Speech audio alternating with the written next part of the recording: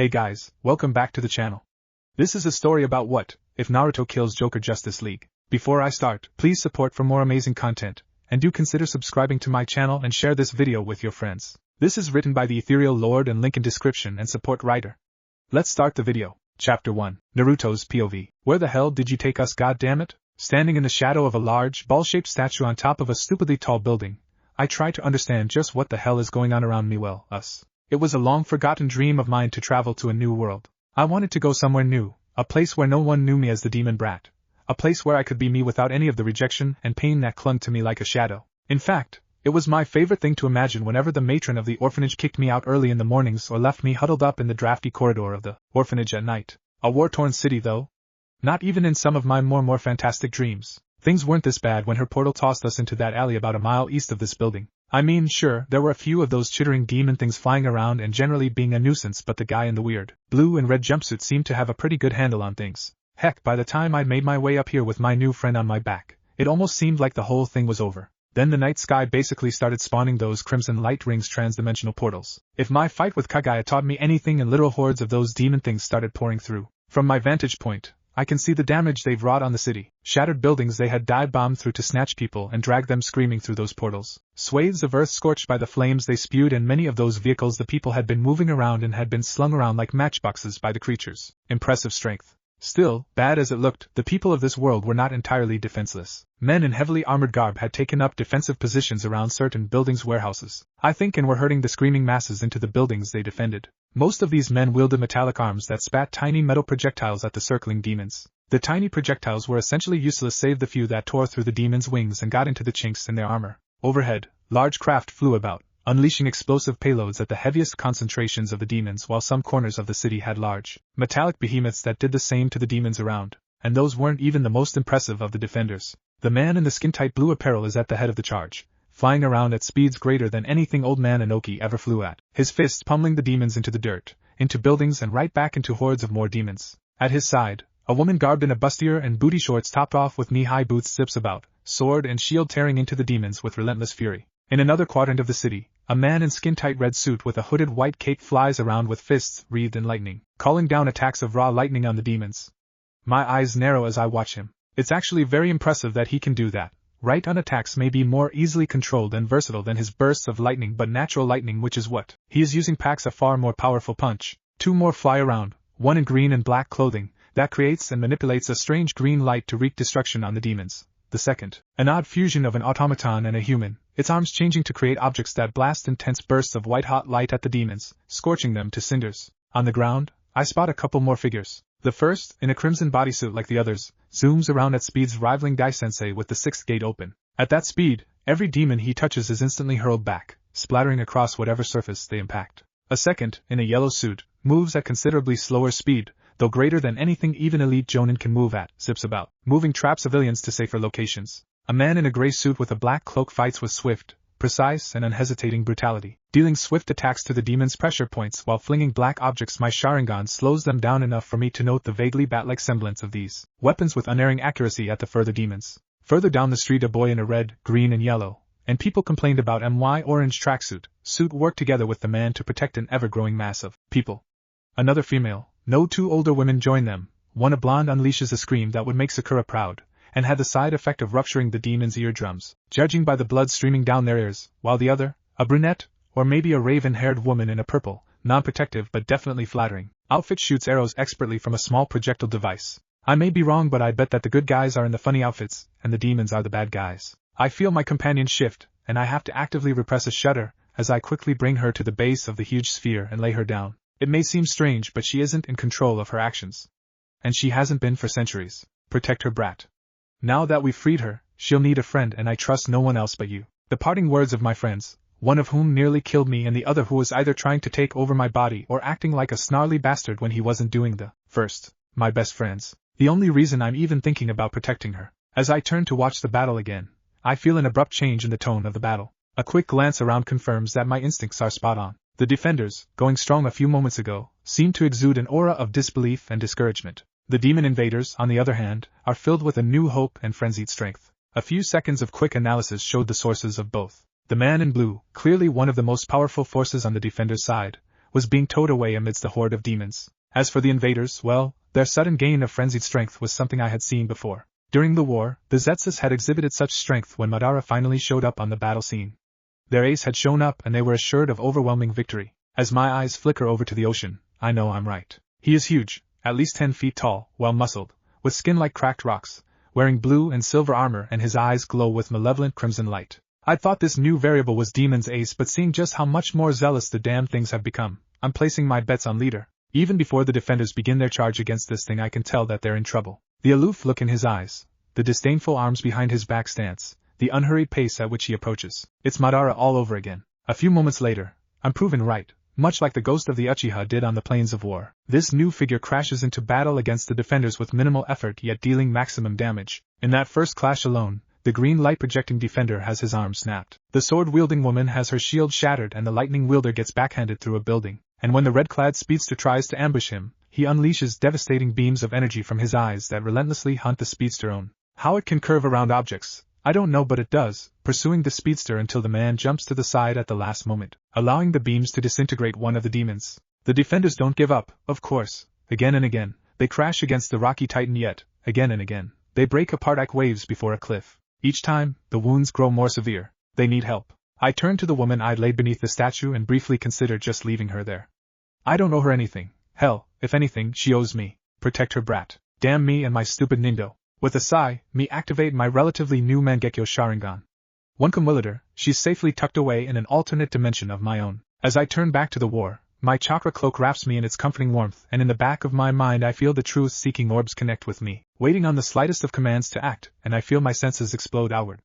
I lock onto Rocky. Time to be a hero. Again. Line break. Diana Prince, known to the world as Wonder Woman, ambassador to the Amazon nation of Themyscira, was not having a good day. So far, she'd been slashed, smacked, and now smashed through buildings. Not a good day at all. Flying through the falling debris, she charged at the hulking behemoth, intent on getting in a few good strikes before being flung back again, when the ground was suddenly bathed in a blinding flash of yellow light. Later, when she had time to go over the battle in earnest, she would realize that it wasn't one huge flash but thousands of smaller ones all happening within nanoseconds of each other. She didn't know where it came from, but the results were clear. All the parademons, as the cyborg called them, on the ground were dead. Then, something even more baffling happened. The flashes of light appeared again around Darkseid. Again the name was provided by the cyborg, before it was sent stumbling back by a massive punch to the chin. Then two glowing yellow beings, about the same size and stature as a young man, chanted something magical. One spat out a humongous dragon of water, the other, a beam of electricity so thick it was like a pipe. Both combined into one attack that smashed into Darkseid with the force of a freight train. I don't know who he is, but I'm joining the attack. Her earpiece buzzed with the voice of one of her fellow defenders, she wasn't sure which. They were right though. These strange men had just provided the opening they needed. Line break. Naruto's POV. I know I was powerful before, when I had the power of Azura, son of the Rikudo Sannin, but now that Sasuke's given me the power of Indra and Kurama has siphoned off the power of the Jubi, I feel incredible.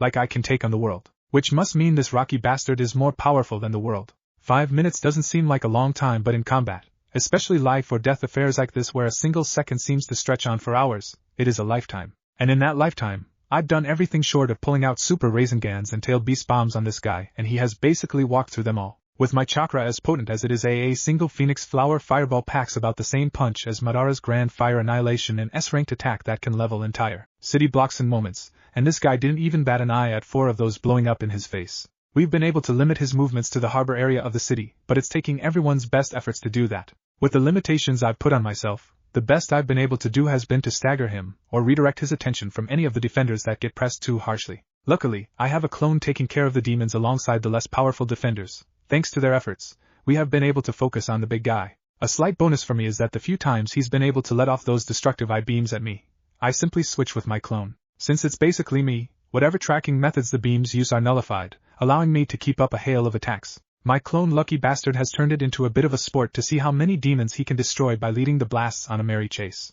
Record's probably around 60 now. Fingers weaving through 2 separate hand seals, I draw out a gigantic sea snake from the ocean and have it latch onto the titan, snapping his hands to his side and attempting to drag him to a watery grave. I know it won't do shit, he's already on the verge of powering through the snake's coils, so I unleash the second technique, taking an extra second to overload it with chakra. Raikoho. A pillar of lightning as wide as I am tall covers the distance between us in a flash, and an artificial sun brightens the dreary night for half a second, the sea snake evaporating in that instant. For the first time since his arrival, he cries out.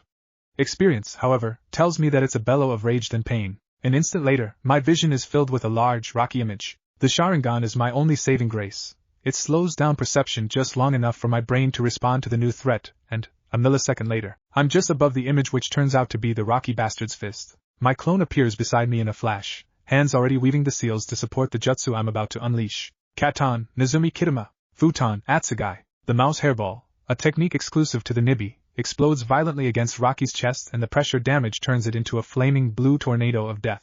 Of course, I don't expect that to do shit, so I take the split second my distraction has provided to get the hell out of dodge. In a surprising turn of events, the Sword Maiden takes that split second to do the opposite. She flies right into the rapidly dissipating flames and plunges her blade hilt deep into his eye. It's an incredibly ballsy move, one that gives us our first real hit at the bastard. Unfortunately, even in what has to be excruciating pain, he still maintains the presence of mind to immediately step back and deliver the mother of all right crosses to her face. I'm behind her an instant later, steadying her, and though I can't speak her language, something we tried moments after I showed up, I beam an appreciative smile at her, smiling for landing that blow. She nods to me, and even with a bloody nose and an already swelling cheek, I'm struck by her beauty. The moment ends when we find ourselves on the other side of the battlefield. My clone had spotted the Titan bastard readying those beams in our direction, and it wasn't ready to take a risk. Gratitude time over. I focus on Rocky, who, with one bleeding eye shut tight, is still holding off the rest of the flyers, and I know I have to get back. After taking a second to ensure that the princess, she has to be one. Only Quirky could hold herself with the same dignified grace this woman has, is steady. I flash back in to deliver a double-fisted punch to Rocky's gut before zipping away and drawing the water vapor from my last attack out of the air and freezing it in the shape of a warhammer.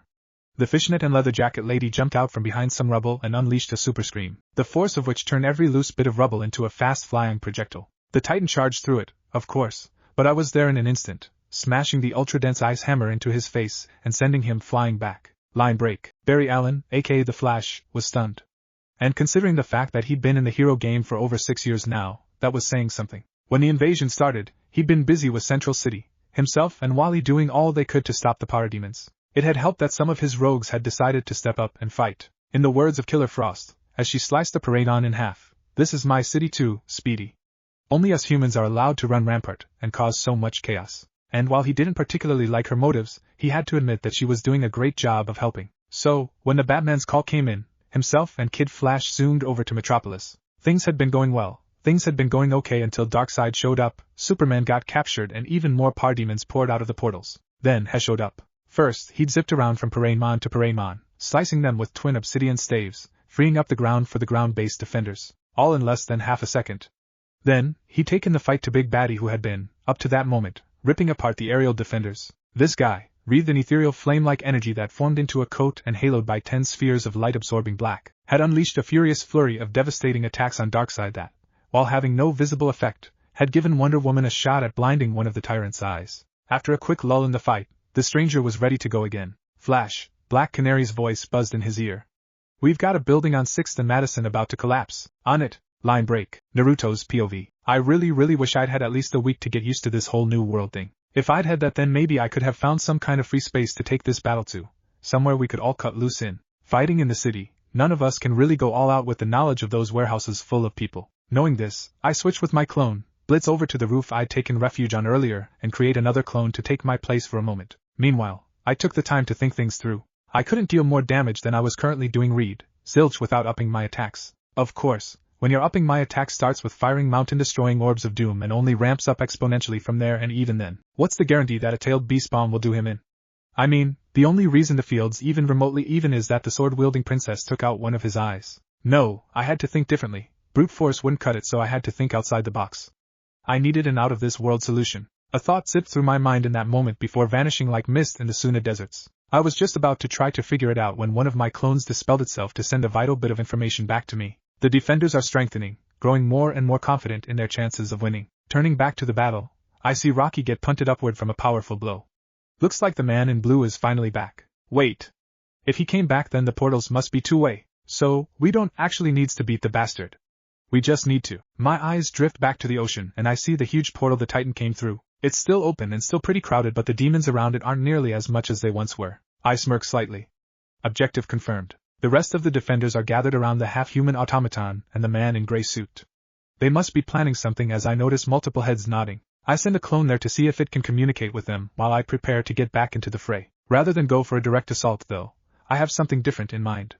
I zip over a couple of miles to hover right about a miles over Rocky's head. Before I begin, a new burst of information seeps into my mind. Somehow, my clone got them to understand what I wanted, but they had a slightly better plan. Open the portal here and shove the Titan through.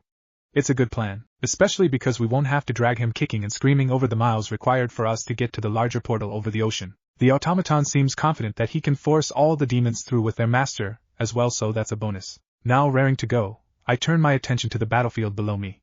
He's barely a speck down below, but I lock onto his energy signature. He's tanked most of the attacks we've hit him with, bar the shots to his eyes, but that's what makes this plan so much fun. We don't need to wound him, not anymore. We just need to keep him off balance. Focusing on the hazy not-quite memory resting in my head, I follow my instinct and feel the chakra flow in the precise order I want it to. Extending my hand downward, I call upon the gravitational manipulation the Rinnegan grants me. Bancho Tenin. I ready myself for stage 2 of my plan as he is torn off the ground and hurtles toward me. Just before he hits, I reverse the gravitational pull. Shinra Tensei. Instantly, he's sent streaking back down. With little more than a thought, I'm directly in his flight path, right hand cocked back as he approaches. 3, 2, 1. Wakusei Rasengan. The humongous Rasengan in the center grinds into his chest plate as the revolving orbs grind at his shoulders and groin. For the third time in as many minutes, he's sent flying, this time toward the portal that had just opened up. Yet, resilient bastard that he is, he manages to flip once and plant his feet into the ground, grinding to a stop a few meters away from the suction the portal is generating.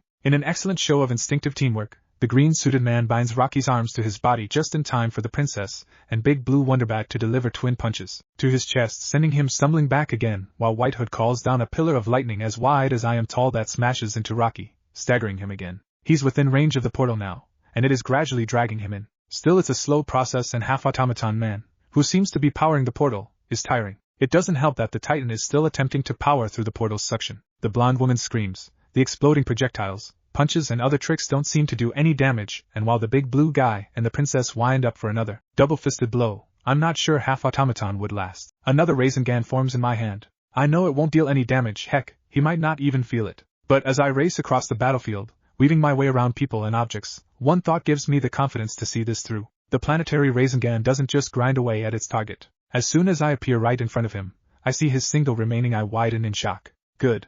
That's the exact reaction I want. Wakusei Rasengan. I allow the Rasengan to grind against his chest a bit before letting it explode. The Rasengan's detonation unleashes a concussive blast that throws him off his feet and sends him flying toward the portal. Before he can even think about righting himself, the princess slams a double-footed kick into his forehead, pulling out her sword on the rebound. Just as Big Blue Wonderbat plows a right straight, Bachan would be proud of right beside the princess kick. He loses any last semblance of control and is sent hurtling into the portal a millisecond before half-automaton man collapses, shutting the portal off. Amidst their celebration and cheers, I flash away, landing on the roof in my regular clothes. Now that the world is safe again, all I have to worry about is precisely how we are going to survive in this world. I feel each of their signatures, first coming together, to discuss, I guess, before they depart, each going their own way. Then, the man in the gray suit lands about 4 feet away from me. It's a nice night to watch the stars.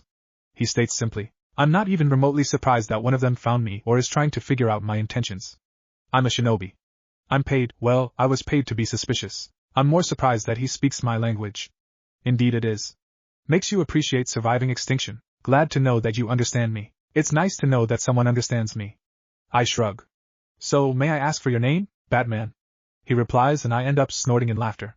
I should have realized from the whole bat theme he had going on. I don't hesitate to tell him why I'm laughing. He's probably heard it a million times, if his blank facial expressions mean anything. I have 2 questions. I shrug, not promising anything, but he takes it as a go-ahead. First one, who are you? I'm tempted to pull a Jiraiya on him and crank out the toads for an epic introduction. But no, my experience with Sasuke has scarred me with the unfortunate ability to spot out broody, vengeance-driven types a mile away. And this guy makes me think Sasuke should sit down and take notes. So yeah, if I pull out the toads, he's going to consider me some kind of idiot. Contrary to popular opinion, I did hear every dumb blonde joke Kiba used behind mine and Ino's backs. Uzumaki Naruto. You're Japanese?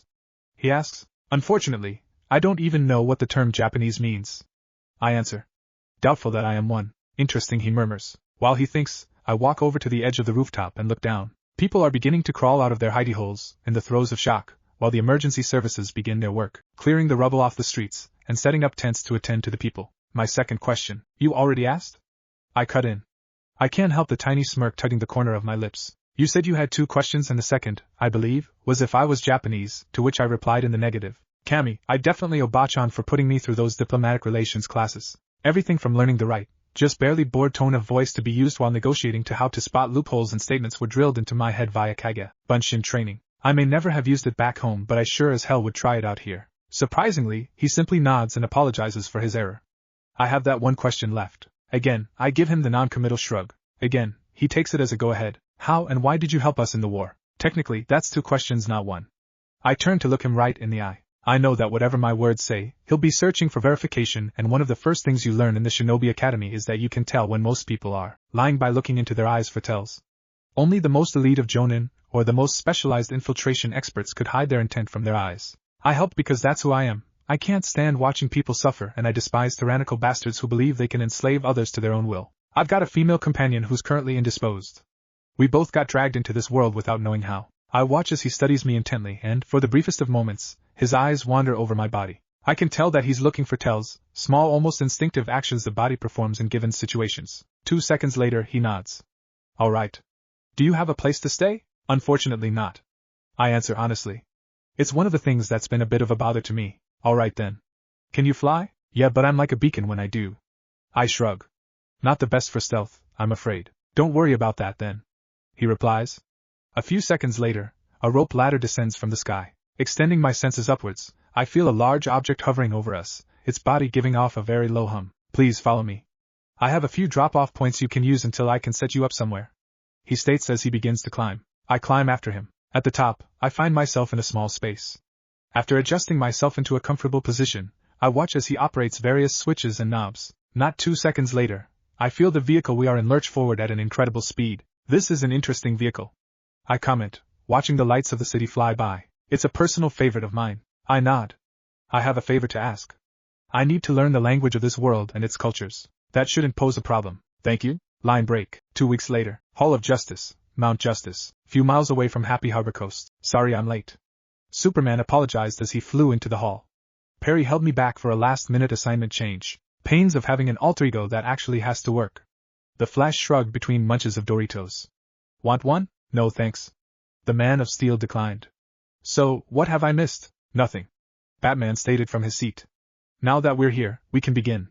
Cyborg? Right on cue, the fluorescent lights in the room dimmed as a crimson beam of light shot out of Cyborg's head and windows opened up. Seated around the table were Superman, Wonder Woman, the Flash, Cyborg, Green Lantern, Batman and the Huntress, while Green Arrow, Shazam, Aquaman, Black Canary and Supergirl were linked in via holovid. All set. Excellent.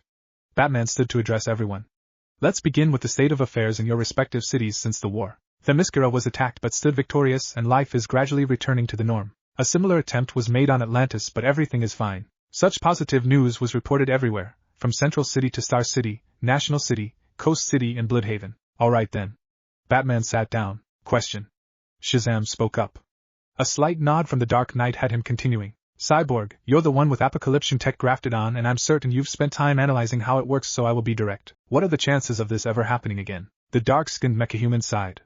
While there are chances that they will attempt an invasion again, I don't know how high or low said chances are. The chances will be high. Green Lantern stated bluntly.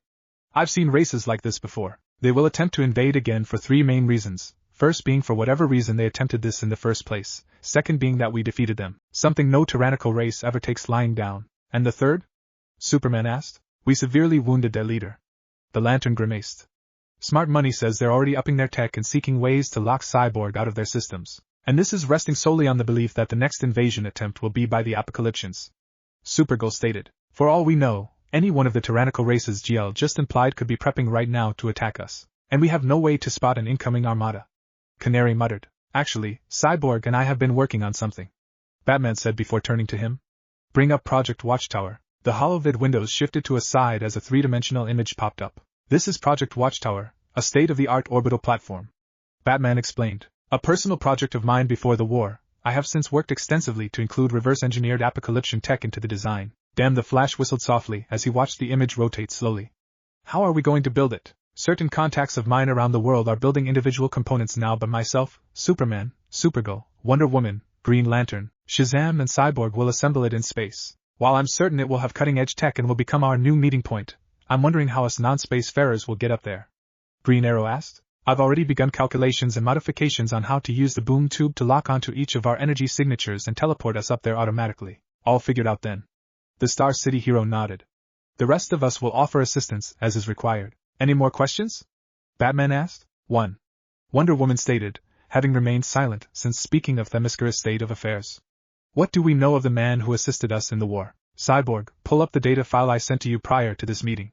The words of the Dark Knight had everyone's eyes locking on him. A few seconds later, the watchtower was replaced by 2 portraits, one a blonde male and the other a white-haired female. These are Uzumaki Naruto and Princess Atsutsuki Kagaya, aged 19 and 18 respectively. According to the princess, she was the leader of a powerful clan with Naruto as her bodyguard in another dimension. An evil entity took over her mind and led her to turn on her people, which in turn led to her having to battle Naruto. During the battle, Naruto was able to root out the malevolent force, but they were, as a result, blasted into the rift between dimensions. So how did they get here?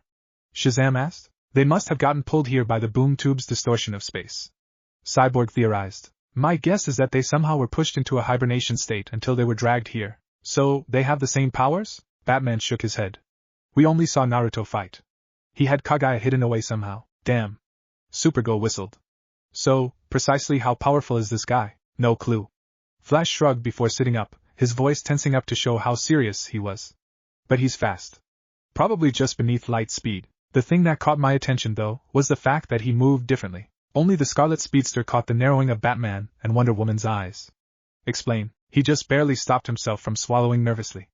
I move by empowering myself through the Speed Force, allowing me to do the things I can. Naruto, though, from what I saw, seems to teleport between locations. When he annihilated the parademons, I noticed that he simply appeared by each target's side, only reappearing in between spaces when the targets got too far. Maybe he bends space around himself? Shazam suggested. I saw it on TV once, a guy who could move between spots by warping the distance between himself and his target, making it so short that he could just walk across. But he had a limit. You could be on to something there, Cyborg agreed. Beyond speed, though, he still has a bunch of other abilities. Canary said. Huntress nodded. Replication, tornadoes of blue fire, pillars of lightning, a freaking water dragon, if you would believe it. Shazam added, as well as the blue energy ball, and what felt like gravity manipulation. Superman finished. That's an almost ridiculously broad, not to mention dangerous power set. Supergirl frowned, particularly when one adds in the fact that he's a trained killer. Wonder Woman stated tersely. The room was engulfed in graveyard silence. No offense, Princess, but the odds are quite heavy that we all killed. Flash finally broke the quiet. So can you please explain that statement? The Amazonian warrior nodded. To begin with, Flash, you must understand that the act of killing does not make one a trained killer. That Superman shattered skulls with his punches doesn't make him a trained killer. I, on the other hand, have been trained in various fighting forms, including ways to kill. As such, I recognize those forms or the effects of such. She paused her to turn to Cyborg. Please bring up the first few seconds of Uzumaki's entry into the battle. A few seconds later, the requested video appeared on the holovid. Now freeze the frame and wiping out Uzumaki, highlight the areas on the parademons hit by his staves. The video froze, showing for a few seconds multiple Biju-cloaked Narutos before they vanished, leaving only the bodies of the parademons and the glowing red areas the blonde had hit. Find the pattern. Wonder Woman said cryptically. Of course, being the fastest man alive coupled with his day job, Flash was the first to notice it. The attacks hit one of 8 areas. Using human anatomy as the base reference, he targeted the jugular vein, carotid artery, heart, lungs, the kill spots. It was not so much the fact of what was said that stunned Supergirl, but the ones who had chorused it. Batman, Black Canary, Green Arrow and Huntress. The 4 most dangerous people in attendance as far as she was concerned. Yes, herself and her cousin were so much more powerful than almost anyone else on the planet. Were a fight to break out for some ill-contrived reason, she was certain that Clark, Diana and herself would easily come out on top. Yet she also knew, without a shadow of doubt, that were they to lose their powers for one reason or the other, only the 4, and the Amazonian princess, would make it out. Upon snapping out of her split-second mind-wandering, she asked, "Can we get an explanation?" Canary answered, "The kill spots are locations on the body that, when stabbed or sliced open, will lead to an almost instant death. And Uzumaki Naruto, an off-worlder who clearly is no slouch in the power department, not only knows them but targeted them on vaguely humanoid creatures." Aquaman frowned. "So, what do we do about him?" Cyborg asked. Line break. 30 minutes later, the fluorescent lights were back on, showing that most of the meeting's attendees had left. Seated around the table now were the Flash, Wonder Woman, Batman, Cyborg and, via holovid, Aquaman and Black Canary. "Any news on the lead I gave you, Princess?" Batman asked. "Nothing, unfortunately." She frowned. "I was close, but I lost them because of the war." "Same here, Batman," Flash stated in response to the as-yet unasked question. "I swear, I wasted this close to getting my man when the portals opened." Wonder Woman nodded. "That's exactly how it happened on Themyscira. It was almost like they knew I was tailing them, and used the initiation of the invasion as a distraction, like they had some foreknowledge of the invasion. Batman steepled his fingers and sat forward. I'll factor this into my observations of their group. Cyborg, how far have you gone on their money trails? Their encryption is very powerful, however I'm certain I'll have their monetary network cracked in 2 days. Tops. Then we can go round up some baddies. The Scarlet Speedster's grin was cut short by the Dark Knight's next word. No, that doesn't make any sense, Batman. The Atlantean King rejoined. They've got influence reaching from Atlantis to Themyscira and more. We need to shut them down before their network grows. While you aren't wrong, Aquaman, there are 2 problems here. First, we don't know precisely how deep theory entrenched in our society. For all we know, world leaders could be in league with them. The second reason is tied to the first. We have no idea how powerful they are and as such don't know how the possible repercussions of exposing them. For all we know, we could expose them now and be crucified by media around the world. Senator June Finch is already of the strong opinion that we triggered the war on purpose as a sort of stunt to gain popularity. It may not make sense now, but if we ever get crucified by the media, she'll definitely bring this back up, further damaging any credibility we have. The hall went quiet as the occupants thought over the bat-themed hero's words. I think we've waited patiently long enough. Canary stated drolly. Let's have your brilliant idea, Bats. The subtle glare directed the way of the blonde heroine would have had lesser mortals shivering. We need to watch these guys covertly, learn everything we can about them and gather our evidence. At this point, he paused to slide a wafer-thin memory stick to Cyborg, who instantly downloaded the contents and displayed them. The flash whistled as he scanned the information for the 10th time since it was displayed. A task force consisting of our partners? And a few more. Aquaman added. Mind giving us a rundown on them? Wonder Woman asked. Robin, one of my partners in Gotham. He's been chomping at the bit to be let out on his own, a desire that was recently reinforced when he met Candidate 2, codenamed Raven, a highly skilled magic user, who's most likely an off-worlder. Next is Gan Moores, no codename, related to Martian Manhunter. Then we have Kid Flash, Calder HM, Aquaman's student, and Donna Troy, an Amazonian who has something of a vendetta against our mystery group. And the reason you cunningly avoided sharing your opinion a few minutes ago. Canary smirked. You already knew exactly what you wanted, but is this a wise decision? Aquaman asked. Having them on what amounts to an experimental team, it's actually a very sane decision. Wonder Woman replied, having mused over the choices for this Black Ops unit. Not only will this foster the kind of cohesion as a team that even we still lack, but it will prepare them in case of a worst-case scenario where we are all MIA. As for their inclusion, this provides an excellent avenue for us to monitor them without running the risk of offending them. How so? Cyborg asked. Won't they know we're watching? They will. Flash nodded. But things are much easier when both parties know that right from the onset. Sure, we run the risk that they'll hide things from us, but it's a risk we have to take in extending the olive branch. Nods from everyone showed that the speedster was on the right track. Besides, as you said, we'll at least have the chance to keep an eye on them, and we'll be able to study them when they're in the field. Canary added. So, all that's left is the logistics. Aquaman stated. Their base, modus operandi, covers etc. We're already in their base. Batman replied to the shock of everyone present. We'll be vacating this base for the Watchtower in a fortnight. By then, Cyborg, myself and the Flash would have this place retooled for them, including the teleportation and a whole new security system. Beyond specific missions requiring special instructions from us, they're free to operate as they choose for as long as it remains under Black Ops parameters. Most of them will be enrolled in the Happy Harbor High School or surrounding businesses as they choose. Martian Manhunter has agreed to be a supervisor for the team and, using telepathy, will be in charge of conducting lifelike simulations for them. I'm in. Canary interrupted with a small smile. Telepathic trainings might be cool and all, but they'll need at least some physical training. So I volunteer. Batman nodded. All right. I would like to have 2 more supervisors for their team, preferably a male and female to balance things out. I'll take up the male spot then. Cyborg volunteered. I can't exactly waltz around the city like I used to, so I'll need something to keep myself busy. Besides, he threw a tentatively cocky smirk at Black Canary. Physical fighting can't get you through a 256-bit encrypted titanium door if you're under stealth parameters, so they'll need technical know-how. The blonde heroine smiled. True, then it's settled. All that's left is to find a female supervisor for Team. The Flash turned to Batman. What are we calling them? Batman shrugged.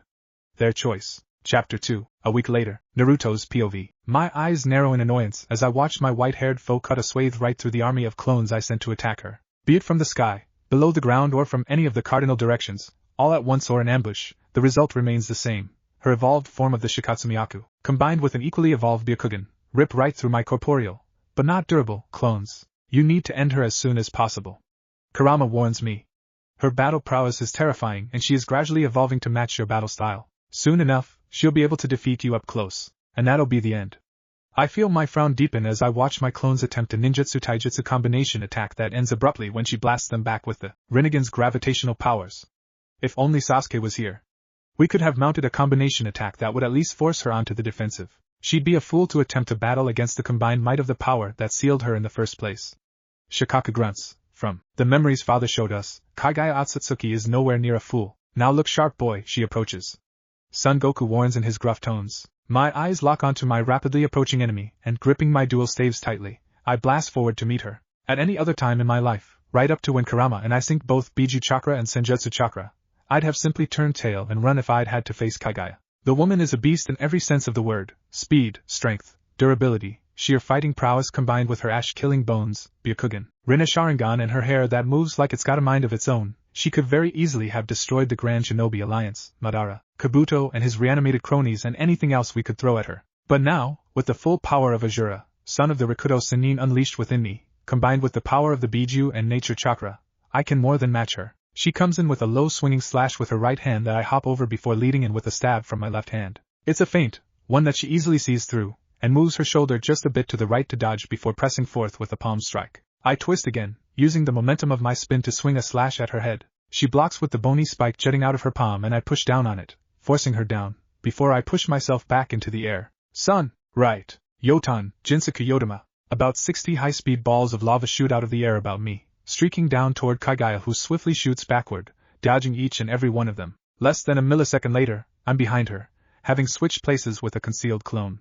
Fist erupting into a blaze of lava, I plow a right straight into her back. Yotan, Yoken! As I dive forward to attack her, Sasuke appears by my side and, faster than I had switched with my clone, we appear in the midst of a grassy plain. Naruto, we need to talk. My eyes snap open and I wonder exactly why I'm awake. Then my ears, hyper-enhanced by my power boost along with all my other senses, picks it up, a small whimper from the room across the hall from mine. Damn it, I sigh as my legs swing out of the bed I've slept in for the past 3 weeks. My eyes cutting across to the small bedside clock on the table. 4:26 a.m. 3 weeks of me living in a totally new world, learning all of the customs of this world. Language, traditions, culture, man, I honestly don't know where I'd be without my shadow clones. Within the time I've been here, I've had to help stop an invasion, care for a person who was once my worst enemy, and rediscover the limits of my abilities. I'm still working on that. Another whimper draws me out of my ruminations and I head over to the next room. 2 clones appearing by my side with little more than a thought, and head downstairs to prepare something to eat. Pausing in the doorway, I watch as she twists and turns in her sleep,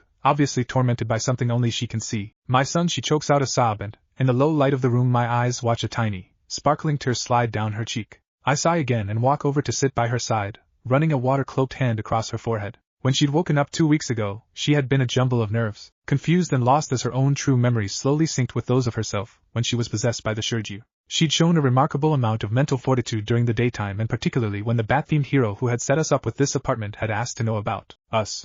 Drawing on a well of experience, she presented herself as a princess, and referred to me as her personal bodyguard, and had spun what I had called the best bullshit story ever.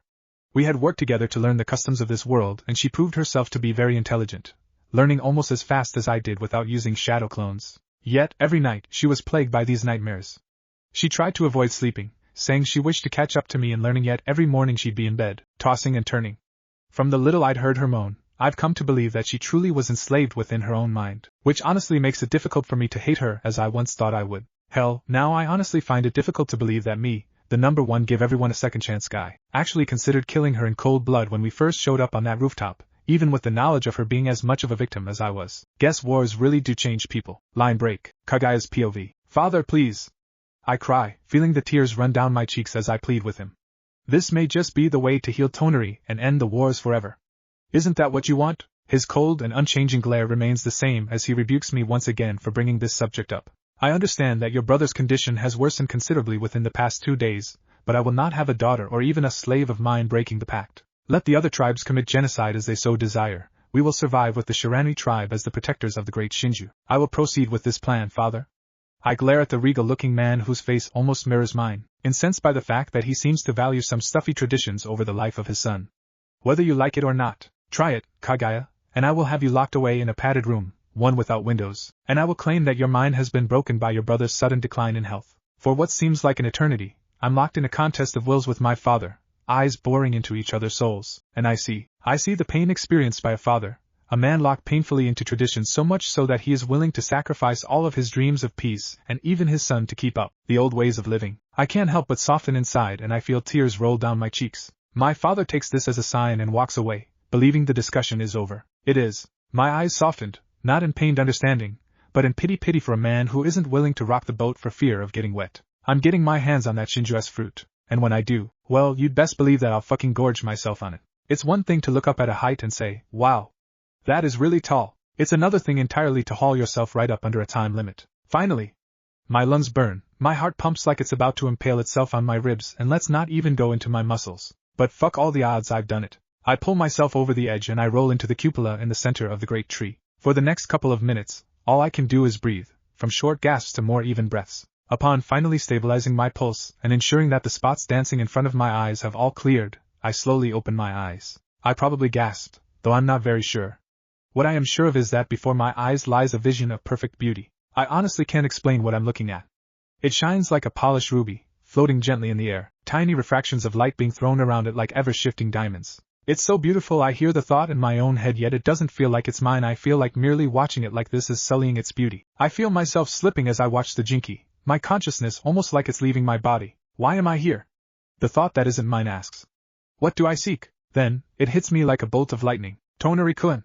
I gasp as memories of his deathly pale face flashes past, drawn into the void that is opening in my soul. The sounds of his agonized screams push past me, and the sensation of his clammy skin beneath my fingers act as the final blast, turning me away from the void. I push forward, struggling to reach the jinky, mentally chanting Tonari's name to strengthen my resolve. As I touch it, I feel a strange sense of curiosity pervade my being, but I ram past it and lift the fruit to my lips. I'm going to save you, Ototo.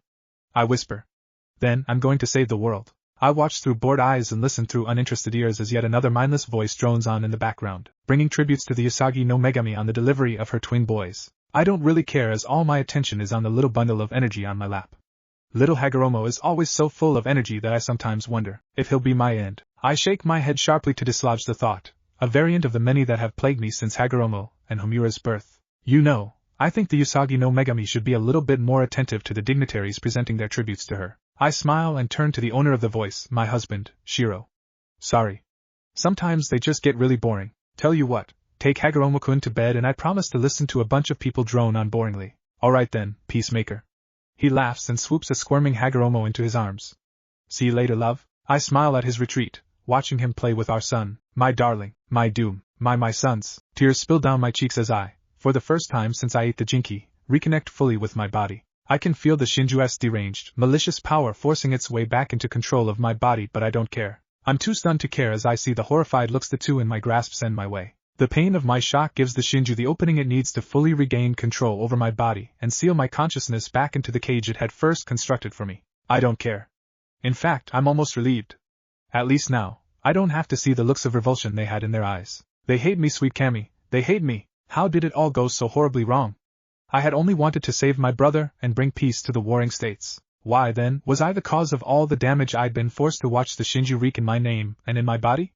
Was the desire to protect what was precious to me so wrong? I feel the pain build up to a fevered pitch until all I can do to release the pressure is scream. My eyes snap open as I lurch forward out of my bed, the keening wail of my own voice ricocheting off the walls. Hey! Hey, calm down. I feel a pair of strong arms encircle my shoulders and I'm pulled into a warm embrace, held there until the shivers racking my body stop. Nightmare? He asks softly. I want to put on a brave face, to act like I didn't just wake up screaming my throat raw, but I know that it's pointless. He stood by my side since the first time I regained consciousness, free, finally, of the Shinju's pervasive influence on my mentality. Through all that, even when I shut myself off, so ashamed of myself that I wanted to kill myself and rid the world of my evil, he remained by my side, sometimes saying nothing, just comforting me with his presence. I don't know why he still cares. From my synced memories, I know that I've been the root of unbearable pain for him. Kagaya? The warmth in his voice draws me out of my thoughts and I recall his question. Nightmares. A montage of memories. Want to talk about them? I shake my head. You'll hate me. And for some reason, that's the one thing I don't think I'll be able to survive. We sit in silence for a while and I simply draw in his warmth. When are you going to let it go? While I understand exactly what he's talking about, I feign ignorance, and I know he's decided to play along by explaining. I know a bit about guilt, Kagaya. He looks away and his eyes gain a lost, dreamlike gleam. I nearly killed the girl I now consider to be a sister once, and I remember falling into depression and suffering from nightmares. While it isn't as much as yours, I know that sharing your feelings is the first step. I really want to tell him what I feel, especially because I can feel that he is in pain because of my reluctance to talk to him. But that deep-seated fear that the only person that cares for me in this new world could ultimately hate me holds me back. He probably senses my hesitance and smiles at me. So, how's your training going? Thankful for the change in conversation topic, I pull away from his embrace to sit opposite him. It's been excellent. Judging by my memories, I've still got all the skills with the Byakugan and the Shikatsumiyaku, and as for my hair, with a simple thought, my hair gathers itself from all over the bed and tucks itself into a neat braid. Damn. He chuckles. Ino would kill to have that ability. I wince as he mentions the name, recalling from some of our previous discussions that she was one of his friends. Well, he hops slightly to his feet and heads toward the door. I'm ready to go for my morning run and my clones are preparing breakfast, so I'd suggest that you either get some more shut-eye or you go take your bath. I'll decide later. I reply, feeling a small smile tug at the corners of my lips. Thank you, Naruto. He spins around and performs a bow that is as mocking as it is equally sincere. You're most welcome, Kagaya. Naruto's POV. Time to break the chain, no pain, don't be afraid. But Kawaranai, same old days, same old ways. My zen-like state is broken as I all but plow into a blonde girl who's dressed in black sweatpants and a green tank top, jolting the earphones out of my ears. Reaching out quickly, I grab hold of her arm to help her regain her balance. Are you okay? I feel my hand reaching up to scratch at the back of my head, inwardly cringing in expectation of her anger. Nah, I'm good. She smiles, and in that instant, I'm captivated by her eyes. Dark, forest green eyes that seem to convey a sense of absolute confidence in one's own self. You realize that you're staring, right? Sorry. I apologize. It's just you have very beautiful eyes. She arches an eyebrow at that. Really? Well, you're pretty forward. Yup, I honestly just realized exactly how my statement sounded, and I decide to retract my statement. I didn't mean. Wait, so my eyes aren't beautiful? She pouts and stares at me through huge teary eyes. The only reason I don't fall for it is that both Ino and Anko had used the infamous Chogata Inu no Mi to coerce me into taking them on shopping sprees. Suffice it to say that Fukasaku Aji-chan's the only reason Kurama-chan is alive. Nice try, lady, but I've gained immunity to those eyes. I smirk, doubtful. She scoffs. Just wait till you have a little daughter. You may just be right, I concede, leaving the sentence open so she can fill it with her name. Artemis. Artemis Croc. She smiles. And you? I instantly consider the pros and cons of giving her my real name, and decide that the cons outweigh the pros. Minato. Namike's Minato. Her eyes widen in obvious surprise. Japanese? Wow, I never expected that. I understood her comments. I didn't look remotely like any of the Japanese I'd seen while studying up on this new world. Time for bullshit story number 2. I get that a lot. The thing is, both my dad and mom had an American parent each, so I've always believed that I simply stole all the American genes in my parents. Thank Cammy that I'd remembered to cover up my whiskers with a modified henge this morning. Seems plausible. She nods. So, what ya doing out here so early? Running. I reply offhandedly. You, jogging. Her eyes narrow. New to the area? Should be asking you that. I reply with a guarded shrug of my own. Been running for over 2 weeks along this same route. She relaxes visibly with a sigh. I've been out for a while. Just got back from Star City yesterday night, actually. 6-week excursion. There we go. I nod. Just started living here about a month ago. In that case, welcome to Gotham. She seems like she's about to say more when her watch beeps. Dear sorry Minato, I gotta go.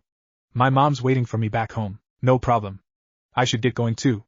I smile at her. See you again, hopefully. I reply simply. Bye Artemis. Bye Minato. Line break, August 2nd. Streets of Gotham/West Residence, Central City. 10 a.m. Eastern Standard Time. Wally here. Who am I speaking to? Wally, it's, dude. What the hell, man? 2 weeks without a word from you and then you call from an unknown number? What gives? Standing in a phone booth a few meters behind the bus stop, the dark-haired teenager smiled. Typical Wally. You just enjoy rambling, don't you? On the other end of the conversation, the sandy blonde, Wally West swung his feet onto the table in front of him and stretched back. Hey, you're the one who just dropped off the face of the earth. He paused to munch on a chocolate bar. So what's up? Couple of things, really, naturally. Wally rolled his eyes and then raced to the kitchen to check on the cookies Iris had left in the oven. You in town? Nah, still in Gotham, the quintessential home for emo wannabes. He laughed as he opened the oven. You need to head over here. You still hold the Central City parkour record for fastest time completing a course. Back in said quintessential home, smile grew a tad dreamy. Yeah, I'll definitely want to back that last performance. In the meantime, once again, the dark-haired boy was interrupted by his Central City friend. And how is Ms. Roth? I think I understand exactly why you haven't called me. I mean, you've got a lady to take care of. You've probably been too busy sleuthing around to detect exactly where she's from, Bloodhaven, and why she's running. Wally continued on. On a side note, you have got to introduce us sometime. Probably when you head over here. Wally stated firmly, finally managing to shut his friend up. I will introduce you to her on one condition. We meet up in DC tonight, August 2nd, seat of Neptune, throne room, Atlantis, 10:43 a.m. Eastern Standard Time. You summoned me, my king. Arthur smiled at his young protege. Indeed. Get up, Calder. The dark-skinned blonde stood as commanded and waited expectantly for the king of Atlantis to speak. I have considered your words, Calder Ahm, and against mine and my wife's personal desires, we have been forced to see the truth in them.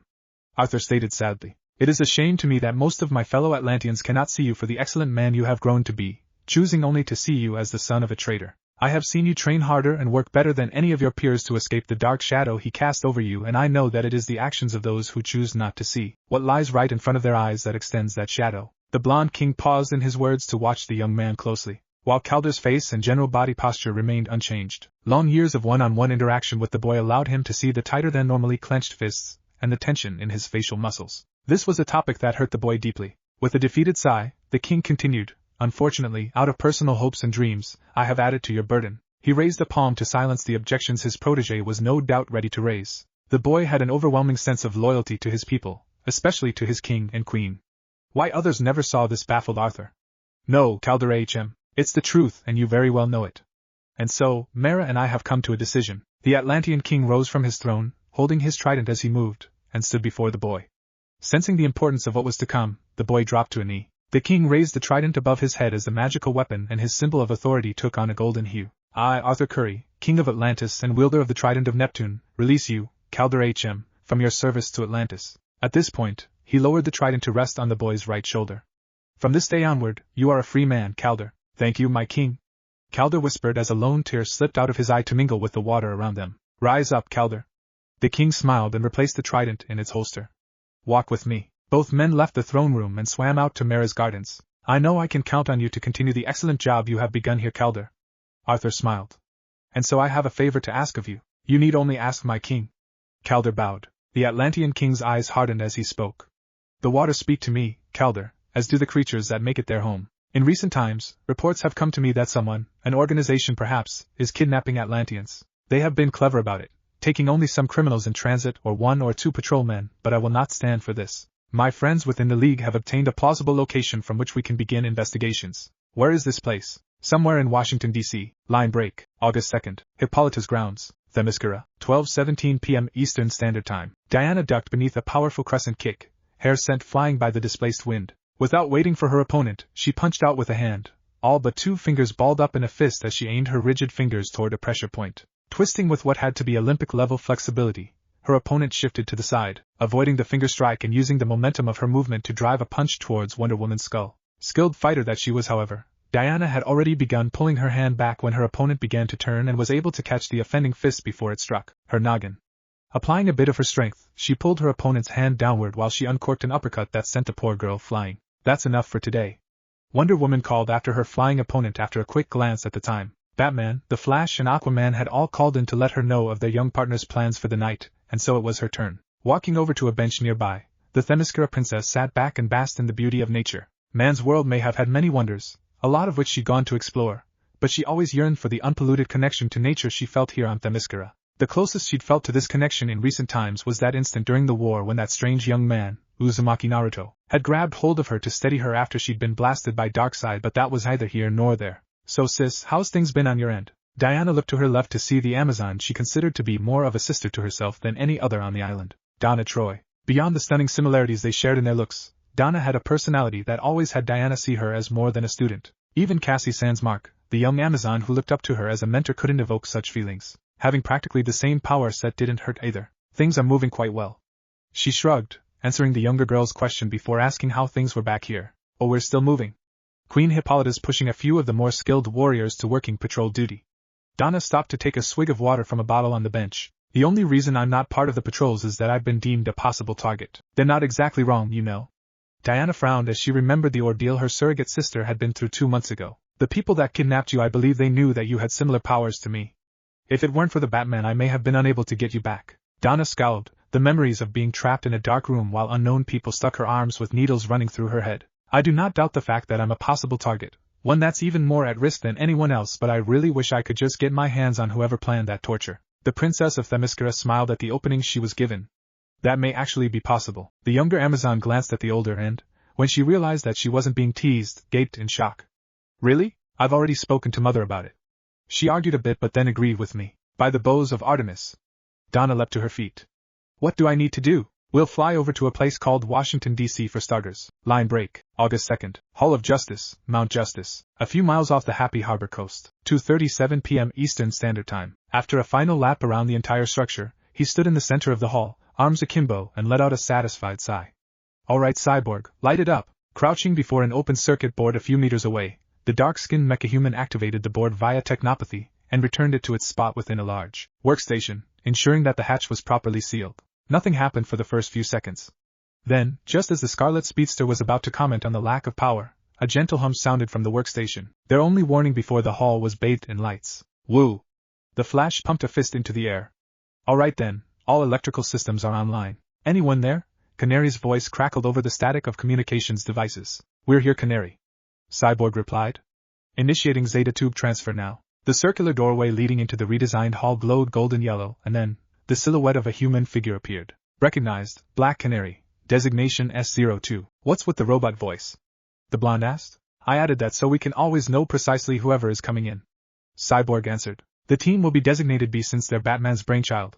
We'll be designated S being supervisors and the rest of the league being J. Hey! The Flash sounded indignant as he walked over to join them. How about me? And Batman, Aquaman and Wonder Woman? Don't we get a special designation? The former pro football player smiled. You guys get the designation. P stands for proprietor. Nice. The two males fist bumped just as the Batman walked in from the lower levels. Well done on the Zeta tube, Cyborg. He said with a nod of greeting to Black Canary. And thank you for the work done on the lower levels, Flash. How was your journey, Canary? Slightly disconcerting, really. She replied with a shrug. Nothing a girl can't get used to. So, why'd we rush this anyway? The Flash asked the Dark Knight.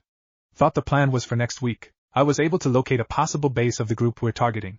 He answered as he walked up to the workstation and began typing rapidly, bringing up results. Sumdac Labs, a subsidiary of the Sumdac Research Group, owned by Dr. Sumita Banerjee and Dalton Crane. While the SRG has multiple labs all over the country, the one in D.C. just kicked off operations November 17, 2014. That's 4 years ago. Cyborg stated, and exactly a year after the Atlantean incursion. Canary added. I'd have said coincidence if anyone else brought it up. Of all the labs, Sumdac DC is their first foray into genetics. Gene splicing, genetic modifications, controlled evolution and devolution, they're attempting it all, and that's where my investigation led me. He activated the workstation's holovid and opened a series of images. See if you can figure out why. Like the last time, the Speedster was the first to notice it, and he immediately pointed it out.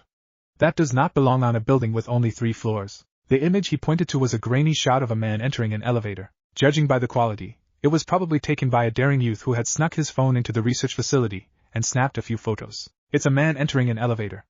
Canary rolled her eyes. I'm pretty sure he belongs. Not the man, the elevator. It's a Silver Slip Express. That brand is exclusively designed for buildings with a minimum of 50 floors. The heroine whistled. Large discrepancy. Hence my decision to use this opportunity to assemble the team. Batman stated. Well, I already told Wally that he had the week off to enjoy the summer, so he won't have to ask for permission to head out after. Aquaman has already sent his now former protege, Calder HM, to investigate the Sumdac DC. He'll arrive in 2 hours' time, matching the time Diana will be dropping Donna off for her investigation. Cyborg stated. So, what about Miss Moores and our offworlders? Martian Manhunter has assured me that Mgan will be at the building by the time the rest of the team begin investigations. Batman answered Canary's question. Told Wally that he'll introduce Raven to him tonight, so I believe that she'll be on hunt with him. As for Princess Otsutsuki and her bodyguard, I'll be meeting them within the hour to explain this to them. A shiver of trepidation ran through the other members of the League as they wondered just how the Dark Knight would take care of the two most unpredictable variables in this equation. It was the Black Canary that voiced their concerns in her own unique manner. TCH, good luck with that. Line break. Naruto's POV. Really? That's the best you can come up with, keeping us on leashes behind a glass display? I feel my lip curl in disgust. I wonder why the hell I even. Enough, Naruto. Kagaya cuts off my rant without so much as a glance at me. Standing exactly 1 step to her left and 2 steps behind her, I fold my arms across my chest and glare at the man seated directly opposite us. He'd waltzed in about 10 minutes ago, spouting all sorts about his plan and a team of runts. Then, he dropped the bomb of how he wanted us to join in, pulling a bunch of crappy excuses as to the benefits of our cooperation. While I apologize for Naruto's brashly spoken words, I must admit that I am entirely in agreement with him. Kagaya says coolly, her voice never wavering from its bored tone. I am very certain that you understand by now just how powerful he is, so I am sure you have reasons for tendering this suggestion in such a direct manner. He sighs as he nods. Trust. That's the single reason I decided to be absolutely honest with you. While it is foreseeable that I could have sprung some elaborate lie to cover my actual intentions, I decided that it would be much better if I faced your anger now than face your wrath when you discover that you have been played. I feel myself nodding before I can stop it as I grudgingly accept the truth in his words. Pissed as I am now, I'd probably have ripped him to shreds if I had later on discovered that I was played into helping him. Why bring this to us? I asked him, still keeping the edge of anger to my voice. Beyond the league requiring a means of constantly observing you, I felt that your experience with conflict could aid the team's overall performance as heroes, both on individual levels and as a unit. Again, I must admit that his reasons are quite realistic. With any team involving people of varying degrees of experience, it is usually advised that at least one person with high levels of experience in the subject matter be added. It's why the basic 4-man squad of shinobi usually has at least one experienced jonin. Judging by the minute shifts in her body language, I can tell that while Kagaya agrees with him, she sure as hell does not plan on making it easy for him. Why should we accept? She asks, sounding so bored even I'm tempted to think that she's more interested in examining her fingernails than discussing our new occupation. Or, to put it another way, what's in it for us? His eyes widen fractionally before narrowing to slits. I thought you'd do it out of the kindness of your heart. Kagaya's scoff is similar to Bachan's when she was still the queen of the cynic Kunoichi. Please, Batman, I speak to you both as a leader and as a warrior. How many of you in your league can truly say they're doing what they do selflessly? I am absolutely certain that each and every one of you fight for this world for a hidden reason or the other, be it vengeance, a sense of duty, or to honor a memory of a loved one. Essentially, your fellow league members fight because doing so fulfills a deep desire within themselves. Only my years of training with Koki and Erosenin on acting helped me keep my looks schooled. Sweet Kami. I knew she was intelligent, but clearly, whoever taught her the arts of deliberation, negotiation and mediation was a grandmaster, and she was clearly nipping at their heels. Then, she abruptly stands up. Think on that. Naruto and I have a late-night appointment somewhere in. Catching the meaning of her words, he rises as well. Washington, D.C. Thank you. You'll have transportation ready? We can leave this instant. What's the name of the Black Ops unit of yours anyway? I'm leaving that open to suggestions. Chapter 3. To Robder. Not exactly sure when I stated with absolute finality that Naruto was slower than FTL speeds. According to the Flash, in Chapter 1, Naruto was probably just beneath light speed judging from the speed Naruto displayed during the war. The fact that Naruto can move at FTL speeds doesn't mean that he always moves at FTL speeds. Hope that clears things up a bit. Also, typing out yep, fuck this story doesn't tell me why you're hating on it. To Matthew, what's the cliche? Naruto joining or not joining? Either way, if you've read fanfiction long enough, and I don't mean only on this site, you'll discover that either one is a bit cliched. I'll deal with the rest after the story. Kagaya's POV. Why did you agree to this again? He asks from his spot behind me. I mean, you don't strike me as someone who just bends over to accommodate someone else's request. I'm not. I clarify with a shrug as I scan the building opposite ours with my Byakugan. Opposite being a bit of a misnomer considering that we're currently on a rooftop about 50 meters away from the target. So why agree? I smile as memories of myself seated at the feet of my father and older brother, learning the skills necessary for leadership. It's no big surprise that Naruto wouldn't understand my decision earlier. The mistake you're making is in believing that I've already agreed to join this mysterious team. Mind explaining why we're here then? We're here to gauge the strength of our possible teammates. I shrug as I continue mapping out the layout of our target structure. As to the sudden nature of my acceptance, I only agreed to do this so we could keep our bat-themed friend off balance. While he was prepared for an outright rejection or acceptance, he wasn't prepared for both. Your angered response simply matched what he'd expected, as did mine. However, he did not expect a sudden, spur-of-the-moment switch to acceptance of a part of his mission. By abruptly accepting this task, he is now left wondering whether we will be joining his team, or not. And will we? I feel my breath hitch up in my chest, knowing that he may not like what I'm about to suggest. Currently? I'm leaning toward joining. Why? A part of me feels relieved that he hasn't raged at me yet, but another part wonders why. I know you've heard of keeping your friends close and enemies closer, so I'll head straight to the point. What do you consider the Justice League to be to us? Potential allies. He replies instantly. Exactly. So where do we keep them? He doesn't respond, and I use the opportunity to focus on finishing my mental map. We keep them in between. He replies as realization dawns on him. Close enough to earn their trust but far enough to keep our own secrets. Precisely. While we could decide to decline his request, doing so would increase their interest in us. We'd be spied on at every opportunity, and we'd have a hard time knowing it. This way, they get to see the side we choose to show them, and we get to do something good while we're here. He doesn't respond right away, thinking over my opinion, and when he does, it's not exactly what I expected to hear. What do you see? The structure is like an iceberg. What we see right now is only about 10% of the actual structure. There are at least 47 levels beneath ground level, though things get blurry the more I attempt to see the lowest levels. How far does it stretch? It almost reaches the boundary walls. It's like a pyramid, the smallest surface is at the tip, and our possible allies? I see 2 of them. One is hovering above us, the other is in some sort of pipe, most likely the royal troops. I hear the smirk in his voice and I turn to him. Ready to go? Lead the way, my lady. No bodyguard leaves their principal to wander ahead into unknown territory. I shoot back, knowing that my smile is smug, but I don't bother to hide it. All right, Princess Smugpants. He concedes as he moves to stand on the edge of the roof we're on. Just don't get left behind. He then drops off the building. Line break, August 2nd, 45 m away from Sumnak Labs, Washington, D.C., 10:07 p.m. See anything? The Kid Flash asked as one of his partners scanned the grounds ahead of them. Yes, 6 guards, 2 patrolling the front gates, 1 operating the security booth, 3 making rounds within the tree lines. Robin replied. There's a camera mounted on both ends of the gate, and 4 laser trip lines crisscrossing the gate at varying heights. And those are just the security measures we can see from out here. Raven muttered from beneath her drawn-up hood. There are bound to be more inside. So, Robin, remind me again why we're about to break into a lab. Kid Flash asked. I saw this place on the list Batman's compiling of possible links to the war. However, he attached a footnote that investigations would be delayed until the whole fiasco with Senator Finch is over. So you decided to attempt a sneak operation to help? Yeah. Robin shrugged. Of course, pulling this off would definitely prove to Batman that I can work on my own, and since I happen to know that you're also chomping at the bit, I decided that we could do this together. If you really plan on completing the self-set task, then you might want to figure out a way into that complex. Raven stated quietly. Already got it. Robin smirked as he dropped the binoculars he'd all but glued to his face to pull out a long, thin pipe. Here's the plan. I'm going to take out their digital eyes with this blow dart.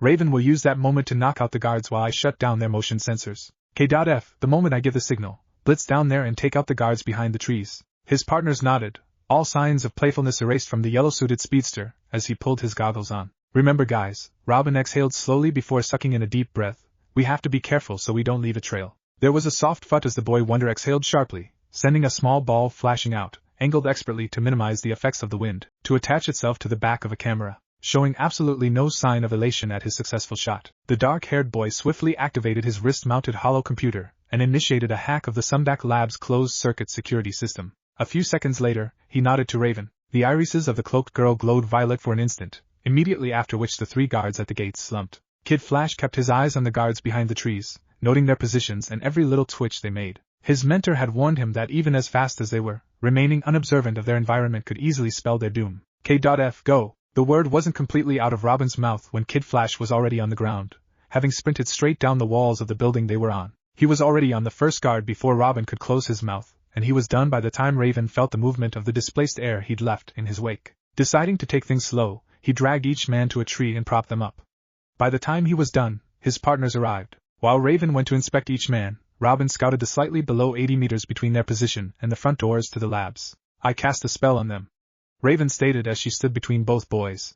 They'll wake up a minute after we leave here with no memory of being knocked out. Why not do that from the start? KF asked. Range. She shrugged. Beyond a certain range my spells weaken considerably and unfortunately, these guys were a bit too far. Gotcha. Robin, door is open. We have a 40-second window before my hacks over it but keep to the tree line just in case they've got any off-grid cameras. Visios obscurum Raven chanted, her voice reverberating with power as her eyes flashed. Cloaking spell. Let's go. Line break. Making his way through the underground pipes that lead into some random lab was not exactly how Calder HM had envisioned spending his first few hours as a free man on land. Scratch that. It was nothing like he'd envisioned it. Still, he'd do much more than this, requiring only a command from his king. Didn't also mean he wasn't a tad jumpy, a fact proven when he killed a rat that collided with his foot. Side note, all the other rats gave him a very clear berth after that. The death squeals of their unfortunate brother had ensured that. According to my liege's information, I should be coming up on an outlet somewhere here. The dark-skinned Atlantean scanned his surroundings, seeking an exit of some sort. It was while running his hands across the surface of the wall beside him that he felt it, a tiny, almost unnoticeable flow of air. Tracing the area with his hands, he was able to find an outline of what was likely a keyhole. Stuck without a key? He asked rhetorically as he whipped out one of his water bearers.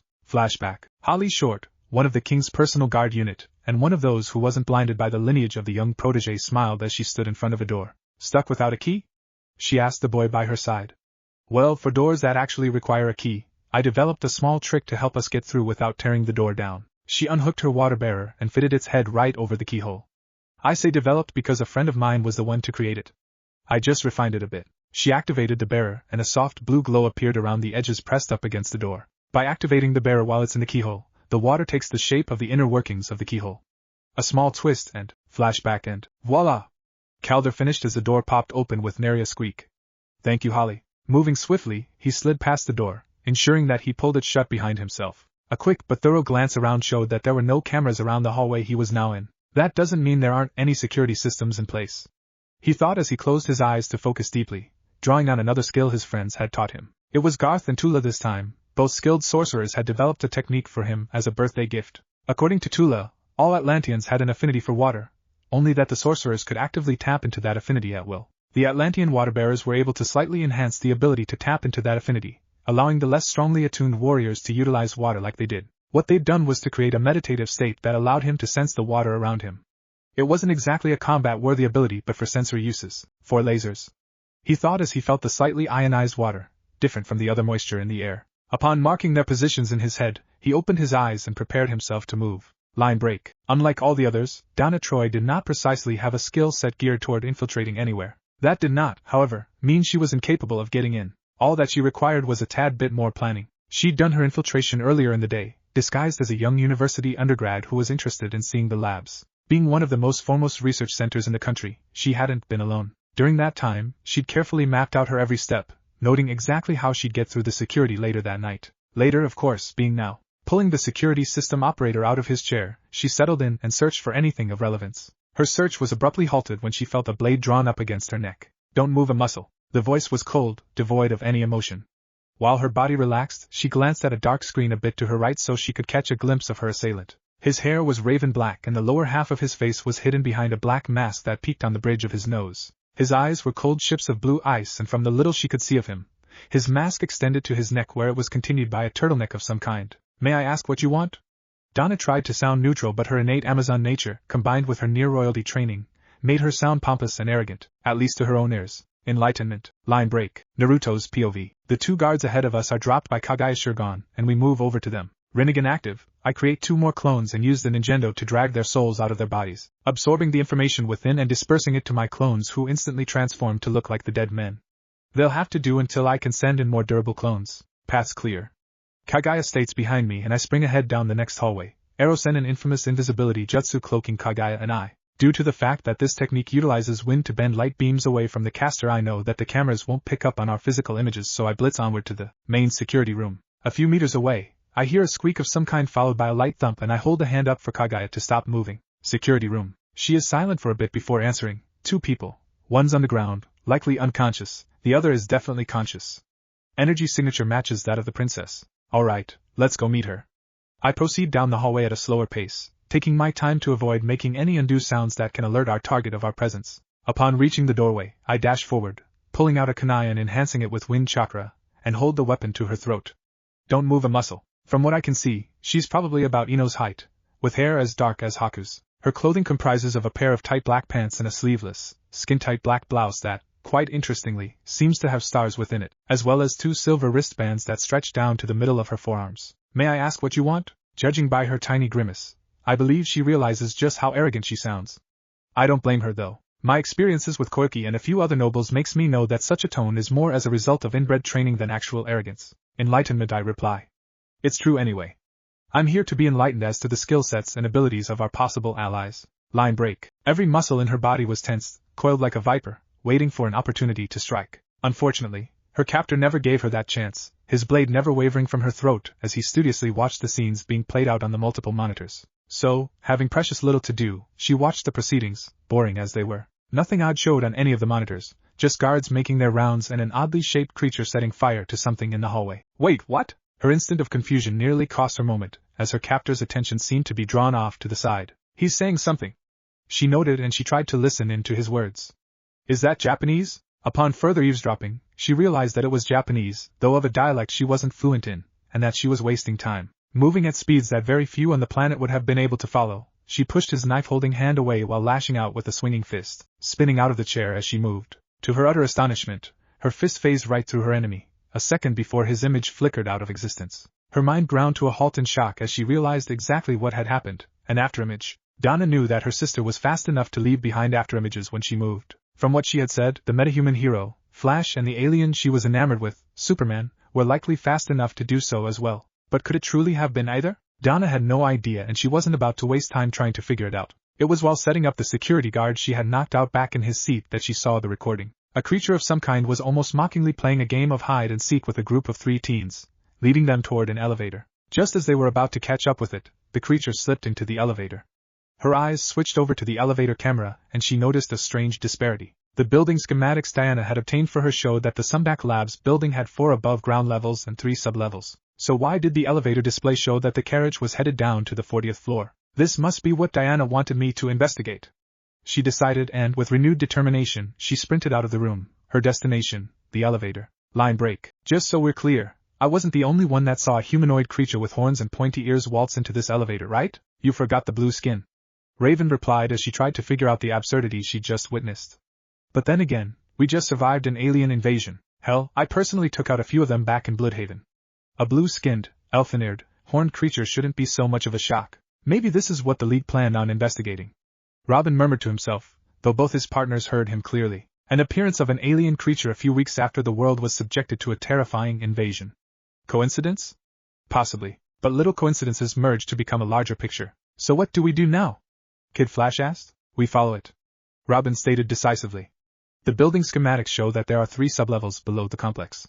I say we start from the bottom and work our way up. Wouldn't it be more reasonable to start from the top? Raven asked. We'd be able to create escape routes as we move along, only if we don't get caught as we head down. Robin countered easily. We're on a stealth mission.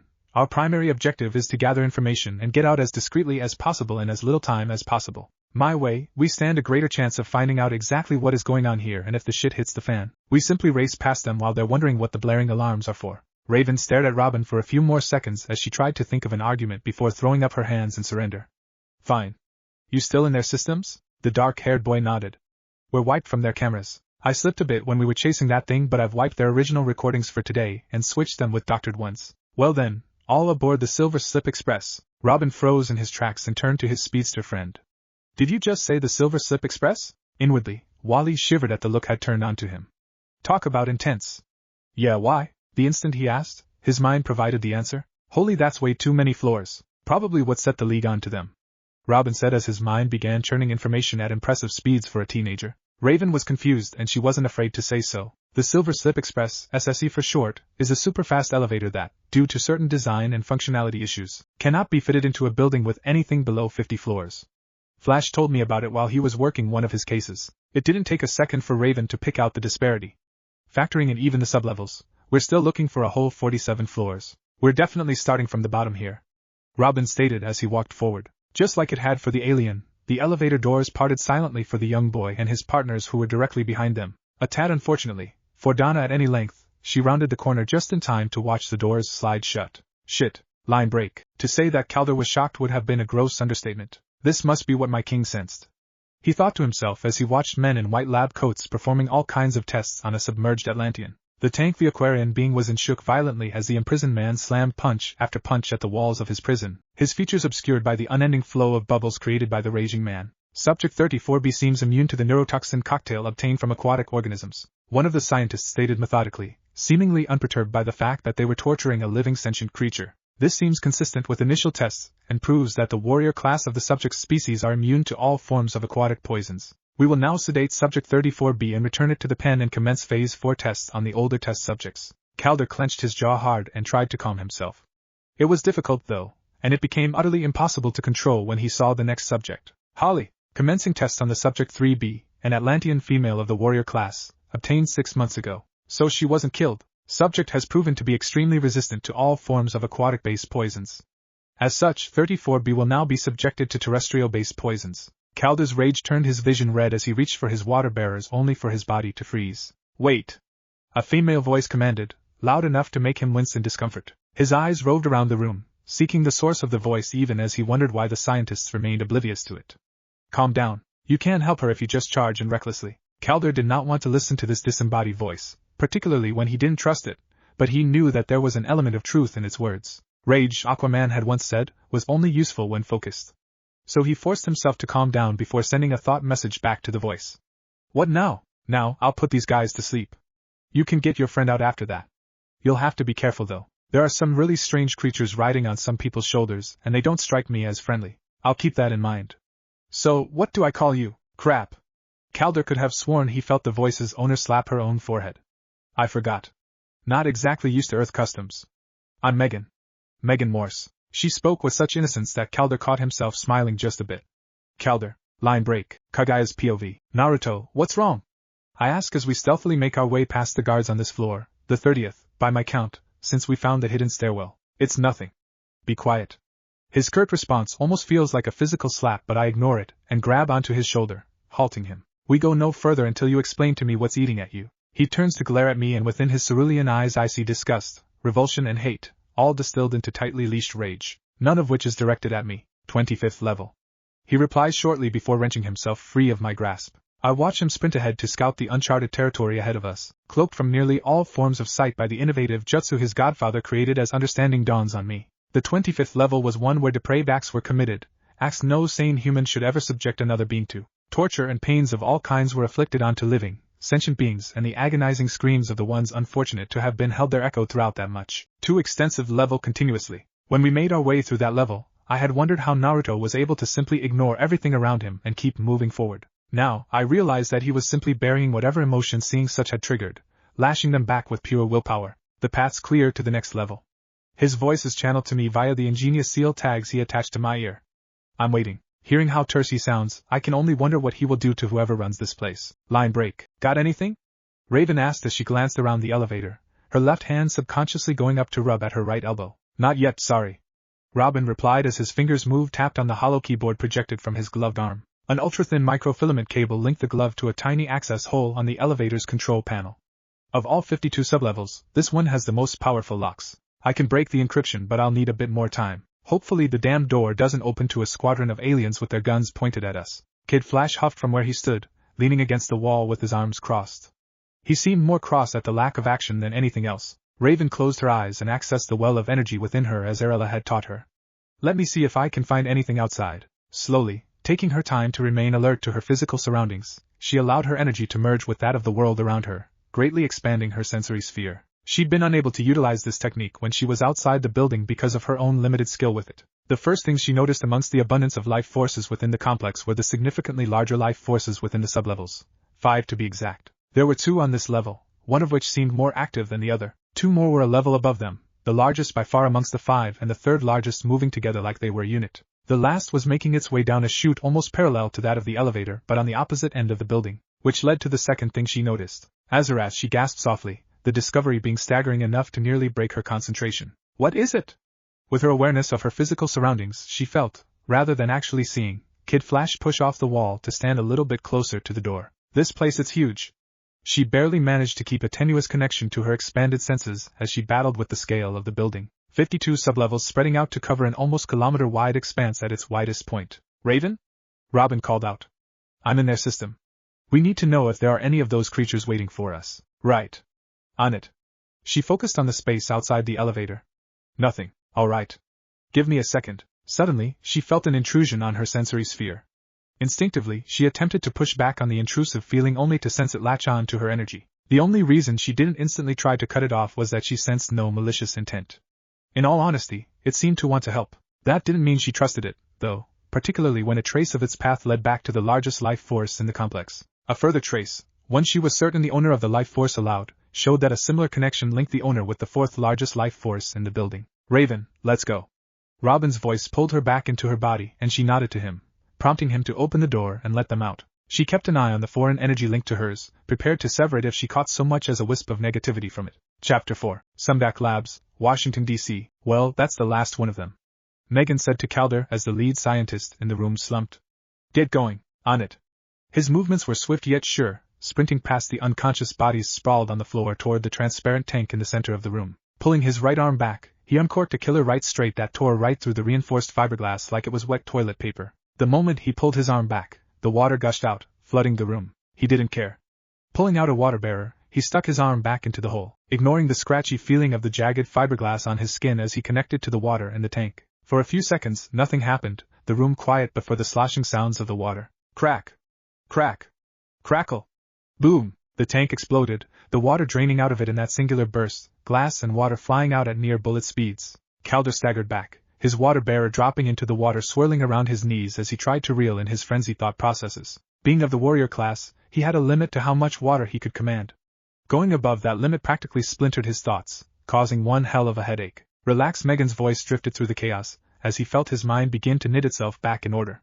I've got this. It wouldn't be cool for you to go through this much stress only to not be able to save your friend. Very, very true, Calder thought back, feeling his thoughts unscramble enough to get that out. Thank you, Megan. No problem. Here, you drop this. The Atlantean blinked. He could have sworn that he just heard Megan's voice with his ears and not his mind. Perhaps his thoughts weren't as straightened out as he'd assumed. Calder? He not only heard her but felt someone tap him on the shoulder. He immediately glanced over his shoulders to see a green-skinned girl of around his age wearing a sleek black suit hovering over the water. Megan? Yup. That's me. Her face lit up in a bright smile that assured him that this really was the owner of the voice in his head. Oh, here. I found this floating around. In her outstretched hand was his water bearer. Thank you. I didn't realize that I had dropped it. No problem. Now, let's get your friend out of here. Wading through the water, Calder moved on to the metal base of the now destroyed tank and bent over to pick out the half-submerged body of his friend and mentor, lifting her in a bridal carry. Holly? Holly, answer me. Calder looked confused as he shook the woman in his arms. She was awake. Her eyes were clear, not glassy, and every other indicator showed that she was awake. So why wasn't she answering? Megan, can you help me look inside her mind? See if there's anything wrong with her. Sure. She replied. Closing her eyes, she focused on the mind before her and gently began probing it. Calder, meanwhile, was watching every inch of the room within his sight line, wondering exactly why they had not yet been swamped by whatever security measures the Sumdak group had put in place. Surely they couldn't be so foolhardy as to believe that they were untouchable, could they? Megan, Calder, both paused and Calder inclined his head, indicating that she should go first. Alright, first off, she's okay. She's just in a sort of protective coma, so why does she look like she's awake? That's the interesting thing. She seems to have split off a part of her subconscious mind to take control of her body, kind of like an autopilot. The male Atlantean nodded as the memory of the technique his blonde friend had used filtered back into his mind. It's a technique some of us learn to help when being tortured. Oh, Megan trailed off, leaving Calder to wonder why she seemed so impressed. Well, I'm not skilled enough to pull her out of this, so I'll get in contact with my uncle. Meanwhile, you wanted to tell me something? The slight worry that had just begun to loosen up wound itself tighter in his gut. Yes. Can you scan for any strange thoughts around us? Sure. She smiled brightly before it dimmed a bit. Though I do have a range, so I may not be accurate. I'll take what you've got, he replied simply. When she opened her eyes, the decidedly scared look deep within them instantly had all his senses at full alert. We aren't the only ones here. Line break. Damn, we aren't the only ones in here, the young man stated as he snuck into the security room. Another man, more muscular than the lanky one, glanced around before settling a glare on one of his partners for the night. The hell do you mean? Exactly that. The first one replied as he instantly blitzed past the lab's security system firewall and began pulling up records, logs and files. Someone, more precisely, another unit has infiltrated this building. That shouldn't be possible. A clipped, feminine voice cut in. We specifically chose today due to the slight chink in the security of this place. The odds of another team also deciding on infiltrating today are pretty even, considering that we decided on today. The lanky boy interrupted. They certainly are organized. Explain. The female stated. At least 3 teams work this job. The first temporarily halted their systems from outside, allowing a second team to slip in via the roof and take out Sleeping Beauty. Here he gestured toward the unconscious human rolled underneath the workstation, allowing all teams to move in without bothering too much about security. I can't decipher much more, but utilizing such cooperation, they've managed to head into the sublevels. How about our package? Has it been tampered with? She asked. Not as far as I can detect. Then we proceed as planned. Line break. The average teenager would be at home right now. Sleeping perhaps, or maybe playing video games.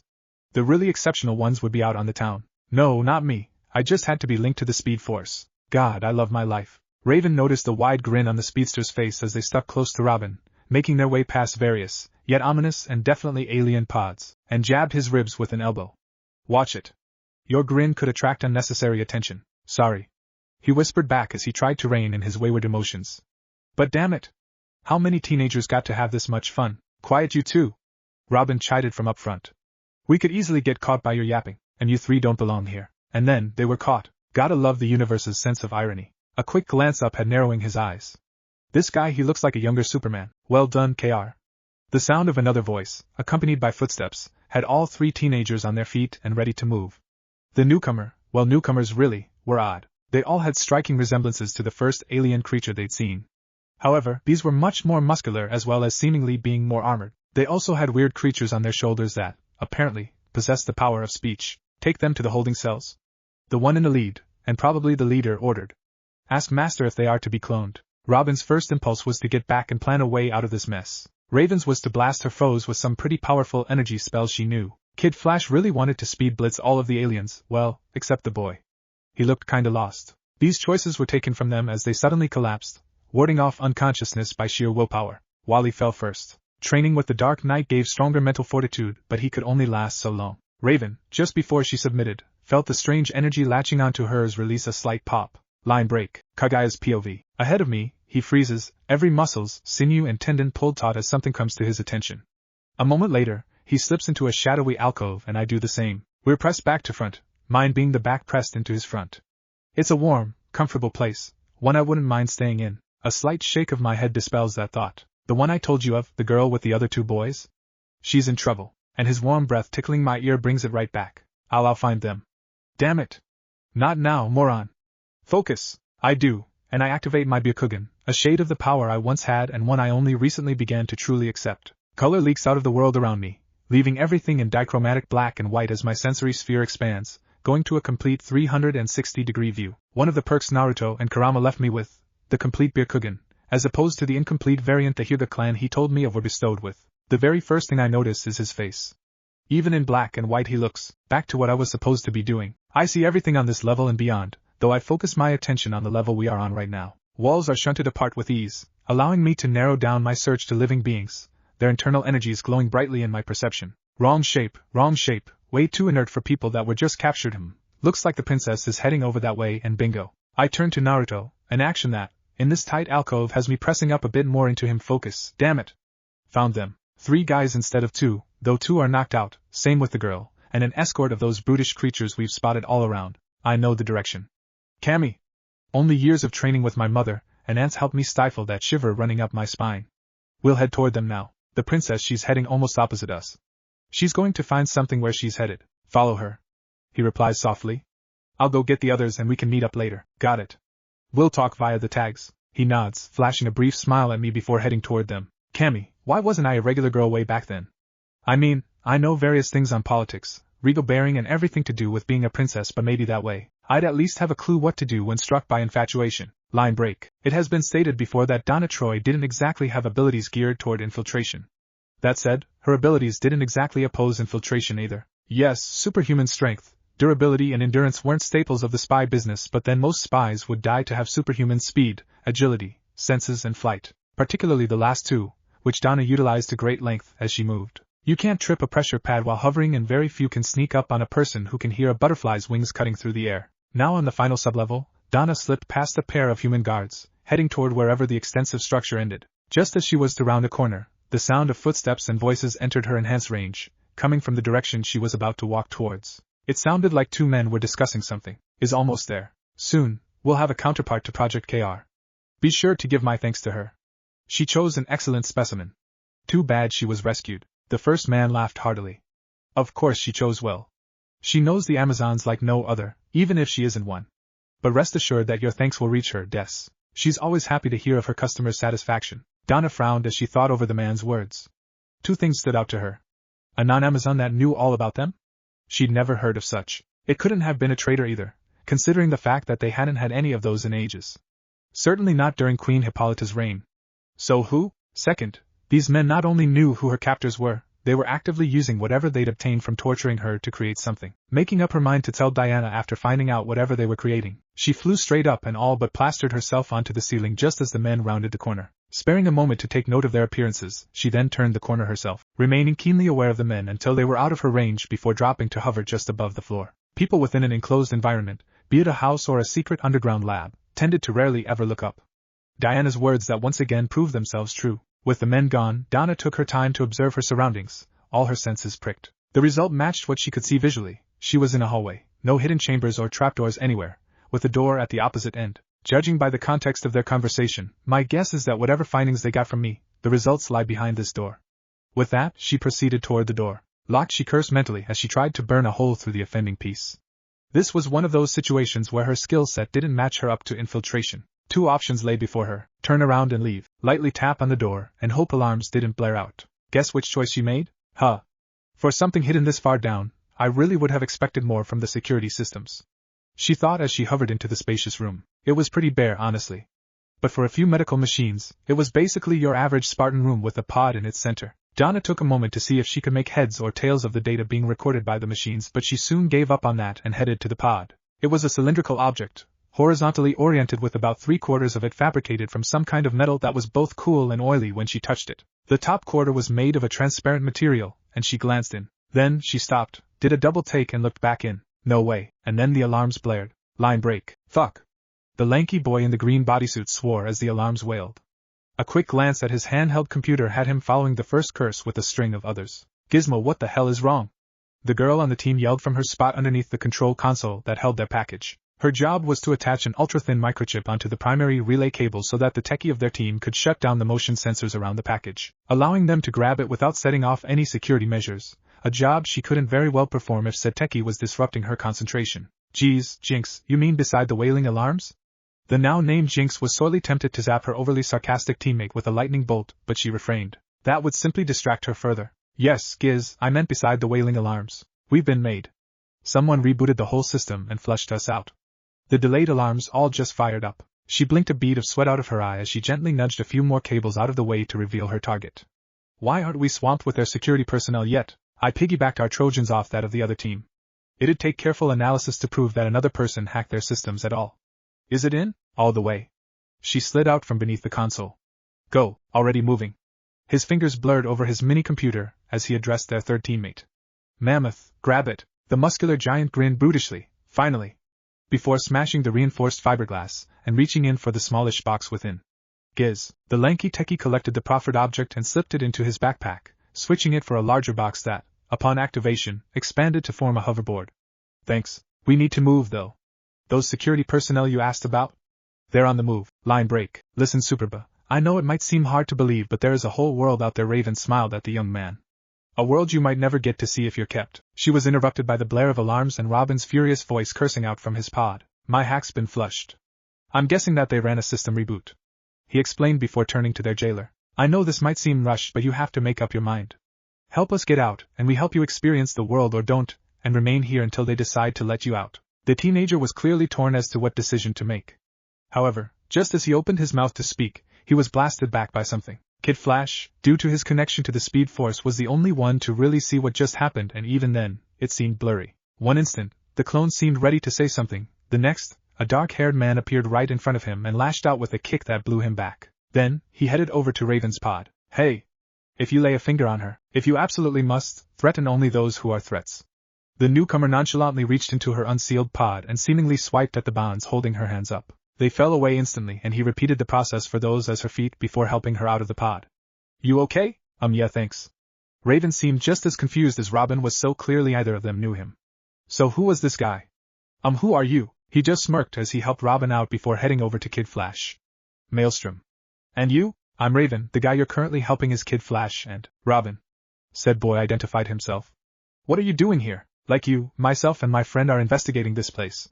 We think they might know of how we got here. And this friend of yours, Robin prompted, keeping an eye on things. He stated before glaring at something. Superba, apparently considering the fact that he chose that moment to charge at Maelstrom. Superba, wait!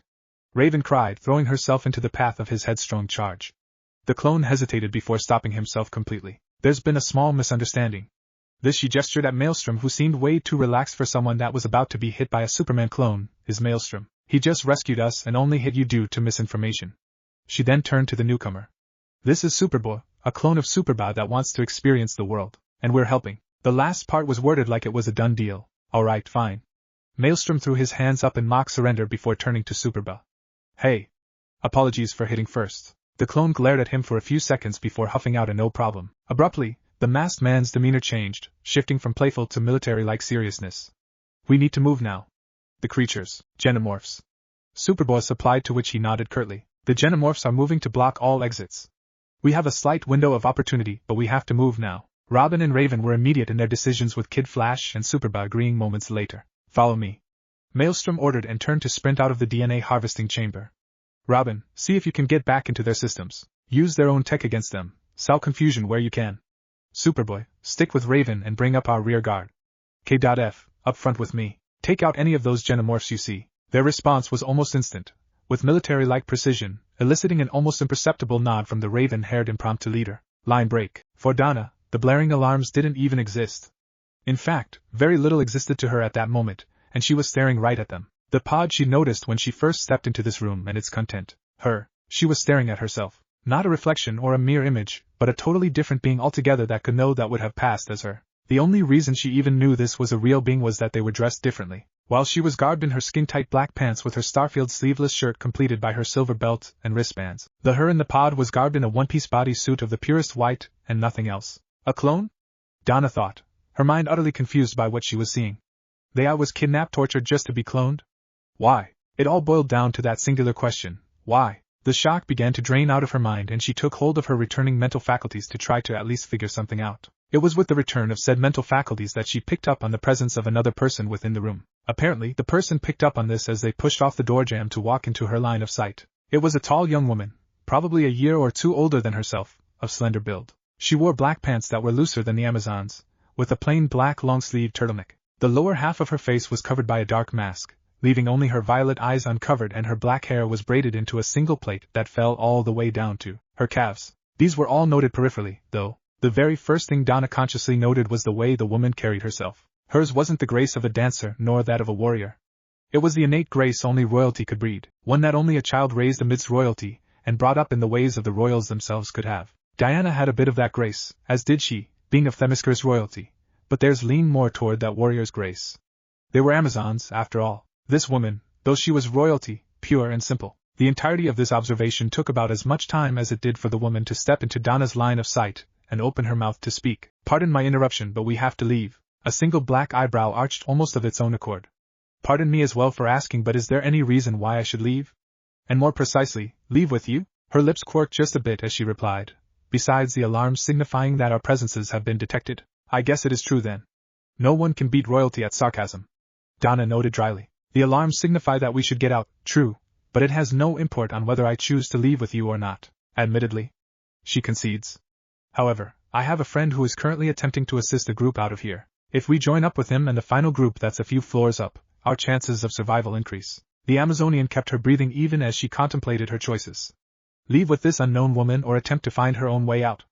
And what about the clone? Should it just be left alone or should she attempt to get it out? I need to know if you trust me enough to follow me. The woman stated seriously, no trace of the earlier sarcasm in her tone. My friend is already on the move and I need to meet up with him. Donna was well and truly torn between choices. She didn't even think much on leaving with the woman but leaving without the clone. Let's go. She turned to the woman and nodded decisively. The clone was just that, a clone. She would escape now and tell Diana about it later. Then they would figure out what to do. Line break. If there was anything that could impress Grayson, aka Robin, it was efficiency. Whether it was a trait cultivated by his exposure to the Dark Knight, or a personal trait that would have shown up regardless of his training with the Bat of Gotham was a moot point. Efficiency impressed him. And the man leading them out of the maze of sublevels was one hell of a study in the art of being efficient. He wasted absolutely no movements as he sprinted down the halls or swiftly dispatched the hordes of genomorphs that had attempted to ambush them at various points in the lower levels. He had swiftly introduced them to his partner, a woman he referred to as Shard, while easily apologizing to the other woman, Donna, for an earlier altercation. He had redistributed them easily, having Donna and Superbo up front with himself to fend off any more ambushes, and there had been 3 so far, while sending Wally to the rear to watch Raven. Now, in the middle of the little formation, Robin glanced at the woman by his side to confirm what he was seeing on his wrist-mounted holo computer. Shard, I'm getting visuals of a squad of genomorphs fighting a group of 3. Is the girl carrying a female floating? Yeah. He nodded as she somehow communicated with Maelstrom up front. She was amazing. Her ability to see things a great distance away as well as penetrating through most objects was simply astounding. Robin, Shard, you guys stay back with Raven and Kid Flash. We'll go ahead and assist the unit being ambushed. He wanted to argue against it. Why not stay together and attack as one? The answer came to him almost instantly. It was better to have them stay back and guard the entrance, so to speak, than have everyone rush in only to get trapped at both ends. The entirety of this thought process took less time than 2 seconds. Got it. Notify us when you're done. Will do. The 3 of them pushed off, moving faster than they had before, with Maelstrom and Donna taking the lead while Superball lagged behind just a bit. Phew. Wally rested his arms on his knees and took a few deep breaths. Damn, this is tiring. You're telling me. Raven sighed as she leaned heavily on the wall beside her. How the hell are those 3 able to keep moving? This must be another reason he had us split up. K.F must be feeling the burn of having to repeatedly keep the damned genomorphs back, and Raven's been dishing out her spells pretty constantly. The boy wonder realized. Pushing them further without rest could have burnt them out. At that moment, Shard moved down the hallway a bit, looking straight down the path they'd just come through. Robin, can you see the group of 26 genomorphs you called them?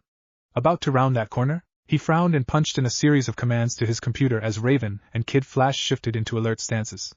The display showed zilch. Just as he was about to comment on it, the first of the genomorphs rounded the corner. Snap! Thud! It dropped to the ground, a small, bullet-sized hole drilled into its skull. Shard stood right where she was, one hand lifted almost lazily, a finger pointed at the spot the alien creature's head occupied a scant moment ago. The only difference between the time the first genomorph poked its head out and the time the last did was that Shard had lifted a second hand to join the first. As the last body dropped to pile up with the others, she turned to Robin. Bone shards fired out of the tip of my fingers at near supersonic speed. Hence the name. She was referring to a while back, when he'd asked the reason for her name, to which she replied with an enigmatic, "You'll see." Well, see he did. Let's go. They're done up ahead. And she turned to sprint ahead, leaving the three teens slack-jawed. Line break. They finally decide to show up. The raven-haired man who had introduced himself as Maelstrom stated. Calder, Megan, Holly, these are the last three of our group. Hi. The cheerful redhead smiled at the newcomers. I'm Megan. This is Holly. She gestured to the auburn-haired woman by her side before jerking a thumb at the dark-skinned boy standing just a bit behind them. And that's Calder. The three newcomers introduced themselves before Maelstrom continued speaking. Megan and Calder were just sharing some pertinent information with us. Calder, could you please recap? The boy nodded. Basically, during our rescue of Captain Holly Short, Megan discovered the presence of a completely different group, all of whom were in here with the intention to steal something from this facility. Megan's got a sensory ability like Shard's, only hers locates people by searching for intents. Maelstrom explained. Robin glanced at the green-skinned girl. Telepathy? Yep. Now that we're all here, we need to alter our formation just a bit. Megan, carrying Captain Short since she's still recovering, Shard and Robin will be in the middle. All three of you are our eyes, so you'll need to be shielded. Give constant updates, say, once in 3 minutes unless it's urgent. Kid Flash, Superboy and Raven will be our rear guard. Since you aren't as fatigued as the others in your unit, Superboy, I'll need you to help relieve the pressure on the other two. Calder, you're up front with the princess and I. If you begin to feel fatigue, drop behind us and call out. We'll cover for you. Intel team, let me know the instant you believe the rear guard needs support. I'll head back and Shard can hold the fort for me until things ease out a bit. Holly was impressed as the group quickly sorted themselves into their positions. Whoever this Maelstrom was, he definitely wasn't a green teenager. No, the young, dark-haired man was clearly a commander the likes of Vinyaya and Root. Line break. Mark Desmond was royally pissed. And quite honestly, he had very good reason to be. Not 20 minutes ago, he'd been cheering over the success of Project Zon, thinking of the greatness that could be attained if the plan succeeded. Now, he was forced before the board to explain exactly how the facility had been breached and robbed, and how he'd managed to lose Project KR. No, piss didn't even begin to cut it. He stepped into the room and the door sealed itself behind him. The darkness was banished as all 8 screens on the wall flickered to life simultaneously. Desmond, what is going on? He'd have sold his soul just to have the ground open up and swallow him at that moment. Too bad he had the niggling feeling that these beings would simply buy back his soul to inflict agonizing tortures on it. Best to face this head on then. The facility was infiltrated. He replied simply. How? An aristocratic voice asked just as plainly. For all his long dealings with the board, he never truly knew if they were human. They never once revealed any traces of humanity within save for the slight differences in their speech patterns and the character of their voices. The first to speak carried a firm tone of authority, though they all did, his seemed the most striking, as well as a hint of wisdom no mere human could have. The second spoke like a true aristocrat, yet there always seemed to be a hint of callousness. He likened it to a blade covered in silk. The dagger could and would rip the silk if its sufficient force was applied. Back to reality. A coordinated group effort. They got in by having a unit temporarily shut down the security systems, allowing a second unit to get in from above to knock out the security personnel in charge of the surveillance systems. When the first team got in, they utilized a complicated hack to take control of our systems. Project KR's enhanced hearing located a unit, and they were captured, alerting us to their infiltration. Upon running a complete system reboot, the presence of a second group entirely was revealed. 2 groups. The third voice was always clipped and the most militaristic, reminiscent of a no-nonsense kind of person. A mercenary, perhaps. Any ideas what they wanted? Partially, sir. Desmond's reply was hesitant. He took their non-response as a silent decree to continue. The second group were able to make off with a hard drive. From the inventory, I'm certain it contains all our data on genetic modification and selective evolution and devolution. Why that? Voice number 4, the only female, her tone bearing elements of shrewdness and regal authority. Should we be concerned? Not in the slightest. He replied instantly. The data on that drive has been rendered all but obsolete considering the parameters I was given to work within. To you, it is obsolete. To those who took the drive, and more particularly, their sponsors, it is worth a lot. Sibilant, soothing, always assuring until the hidden dagger was buried deep inside his enemy's back, That was the feel Desmond always got from the fifth man's voice. We'll figure that out later. A male voice again, sounding like it had been run through so many digital systems that it sounded more mechanical than human. Our main priority should be the intruders. Desmond quickly consulted his handheld array. Majority of the genomorphs within the facility are converging on their location and are prepared to cut them off before they hit sublevel 5. The few remaining are utilizing ambushes and sudden attacks to slow them down and divert them to the last entry leading into sublevel 5. Ensure that they do not escape, the first voice commanded. If they prove to be useful, clone them, otherwise dispose of them thoroughly. For the first time since the beginning of the meeting, Desmond smiled, a sadistic smile that spoke volumes of the pony-tailed man. It was not a pretty sight. It will be as you have ordered. Line break. Maelstrom. We need to change routes. Robin yelled as he hurled explosive batarangs into two of the genomorphs that had somehow managed to get through the thresher calder Donna and their impromptu leader had created. Any reasons? The raven-haired man asked as he struck out with swift, precise strikes, the kunai in his hands, as Robin recognized the weapon of the ninja, flashing out to deliver death blows to the surrounding creatures. Yes. Shard yelled out from the behind him.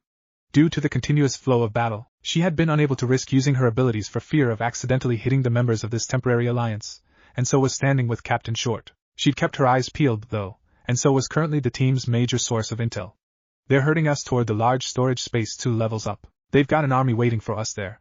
Going in would be suicide. Anything behind this wall? Another passage, leading toward the elevator shaft. Superba Princess, cover me. He ordered instantly, whipping around with a glowing orb of energy hovering above his right palm and lashing out at the wall. While the two he'd called on shifted to provide greater defense for him, the dark-haired man pushed at the wall, the blue orb in his hand grinding away at the wall. Then, when it was halfway in, it exploded, blowing a hole clean through the obstruction. Everyone go! Rearguard first. Kid Flash was the first out, zipping past genomorphs as he moved, sending them flying. Then Raven got through, followed by Superboy, Shard, Megan and Captain Short, Robin, Calder and Donna. We're through. Maelstrom, come on! Donna yelled at the still fighting man. Got ya! He shouted before leaping back, hands moving in a strange manner. Just as he cleared the newly created exit, he breathed out a stream of fire, utterly stunning his partners. Then, as he landed, his hands flashed through more of those strange patterns before being slammed on the ground. In response, a thick wall of earth rose up, plugging the hole they just jumped through. All right, Princess Superboy, head straight for the elevator and rip those doors open. The rest of you follow them. Shard with me. We'll be their cover. Move. Responding quickly, the Amazon and the Kryptonian clones swiftly moved ahead, the rest of the Alliance following as the arrow toward the elevator. Just as they reached the elevator, the hallway shook violently, nearly sending the speedster into the ground. What the hell? He yelled as he stabilized himself. What was that? Get into that elevator shaft. Maelstrom grunted from behind them, eliciting a look from the ever-curious boy. What he saw sent a shiver of fear down his spine. Some new types of genomorphs, these ones looking like giant gorillas from the Savage Land. Comics he'd read had smashed through a wall and were currently engaged in a fight with Maelstrom and Shard. The guy was a blur of constant motion, dodging hits and slamming the genomorphs with the glowing energy orbs now held in both hands. Shard never far behind as she sniped at the genomorphs' soft spots hitting their eyes, ears. Hell, she even scored a few shots up some nostrils. KF. We gotta move. His head snapped back upon hearing Robin's voice to see that Donna and Superba had ripped the elevator doors open. Raven was already in, as was Megan with Captain Short on her back, both hovering as the boy wonder-shot a grappling hook to the top of the shaft and climbed up, leaving the line for whoever else would need it. Hearing a sudden grunt of pain, he glanced back to see the leader of their alliance slumped against the wall, Shard standing over him to face down the approaching beasts. Kid Flash, duck! Donna shouted before twin grunts of effort reached his ears. He was already on the ground by then, having learnt in his days as the Flash's sidekick that no one ever yelled duck without good reason. Well, except kids, but that was going off track. Two objects streaked over his head, the wake of their movement strong enough to tug violently at his hair. Half a second later, twin clangs rang out, accompanied by bellows of pain. Get to the elevator shaft. Hurry! Donna stated as she ran past their partners. Heeding to her advice, the speedster ran to the shaft and climbed aboard the line his friend had left, climbing up one pole after the other. Glancing up, he saw the girls flying up, keeping pace with Robin and Calder, who was using his water swords to climb up in a fair imitation of Kratos. Glancing down, he saw Shard and Maelstrom running up the walls of the elevator shaft like it was a horizontal surface. Donna was flying and Superba pulling himself hand over hand up the line, much like Robin and himself. Probably doesn't have flying down yet. He shrugged and resumed his climb. Princess, as soon as we get to the top, blast the door open and punch a path through to the outside. Everyone else follow. Maelstrom's command was interrupted by a loud boom echoing from somewhere below. Everyone faster. Now! The words were barely out of his mouth when one of the elevator doors suddenly blew back, the strength of whatever had hit the door being so great that the metal doors were embedded into the wall of the elevator shaft. A horde of the smaller, simian xenomorphs swarmed out of the newly created entry and began a rapid climb up the walls. Everybody hold on! Megan cried before shooting upward and using her powers to pull everyone else in her wake. Up ahead, Donna made it to the top of the shaft, and within 2 punches had their exit set. Move, move, move! She urged as she flew back in to grab Robin and Calder, hurling them out bodily before flying ahead as Maelstrom had ordered. Meanwhile, Megan had helped everyone out of the shaft bar Maelstrom, who stood firmly attached to the top of the elevator shaft. Everyone get back! As he said this, his hands flashed through those strange motions again, ending with him bringing up 2 fingers held like a gun to rest beneath his lips. A split second later, he once again breathed out a torrent of flames that washed down the shaft, incinerating the xenomorphs unlucky enough to be in the shaft. With a quick flip, he landed in the hallway, sprinting to catch up to the rest of the team. Line break. The wall exploded outward, leaving a cloud of rubble and dust that they immediately cleared. Oh man! Gizmo gasped, doubled over on his hoverboard, arms wrapped around his torso. We never do this kind of thing again, agreed. Jinx groaned from Mammoth's chest as the brutish-looking teen released her from his grip. Where's Icicle? The temperature around them dropped rapidly as the aforementioned, ice-coated teen dropped out of the sky to land beside them. Here, any external observers? She asked as she stood. None that I could track, he replied, chilly gasps of air escaping his mouth as he spoke. Heads up! Gizmo's loud warning was accompanied by an explosive retort as the wall directly over the one they'd just come out of was blown outward. A girl in dark clothes and silver wristbands flying right in the midst of the dust cloud, followed instantly by other people, the last of whom was a black-haired man that was pushed back by a plume of water expelled from his mouth. Just as the water was cut off, a beam of lightning streamed out of his hands, striking the water and creating a dazzling light show accompanied by bellows of pain. Watching as the man flipped about in the air to land on the ground, barely displacing the grass beneath his feet. Gizmo, are those the other teen you spoke about? Jinx asked, desperately resisting the urge to run her hands through her pink-streaked raven hair in frustration. Unfortunately, she could hear the slight tremor in his voice as he spoke, and she wondered if their leader would have punished him for displaying his fear. Fuck. Maybe we can pass ourselves off as belonging to an organization sent in to investigate UGH. No, you can't. The raven-haired man stated in a tone devoid of any form of emotion, his outstretched arms still encased in the swirling green energy, held exactly in the same spot from which it had temporarily connected with Icicle's face. Jinx was flabbergasted as she turned back to see the same man standing where he'd first landed, yet also standing right before her. Abruptly, the image behind her vanished and a line of dust jumped into the air. Fast. She nearly gasped out in shock. They had no one, hell they had nothing that fast back at the HQ. He arched an eyebrow almost mockingly as they struggled against the strange pressure he was exerting on them to stand in defensive positions. If you want to fight me, then I truly do hope you can present a challenge, Jinx cursed.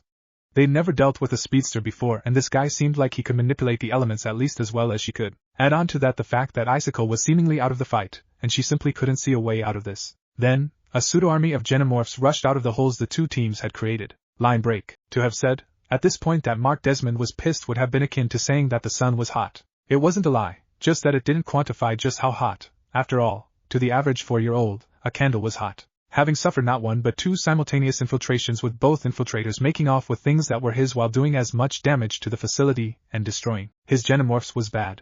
Causing him to be subject to that conversation with the board was worse. Exposing some back as they just did had caused him to snap. The intruders would be dealt with, and the vial of serum he'd taken from Project Blockbuster would ensure that the chaos these imbecilic children had brought onto them would be returned to order. XX, subdue them, he ordered harshly.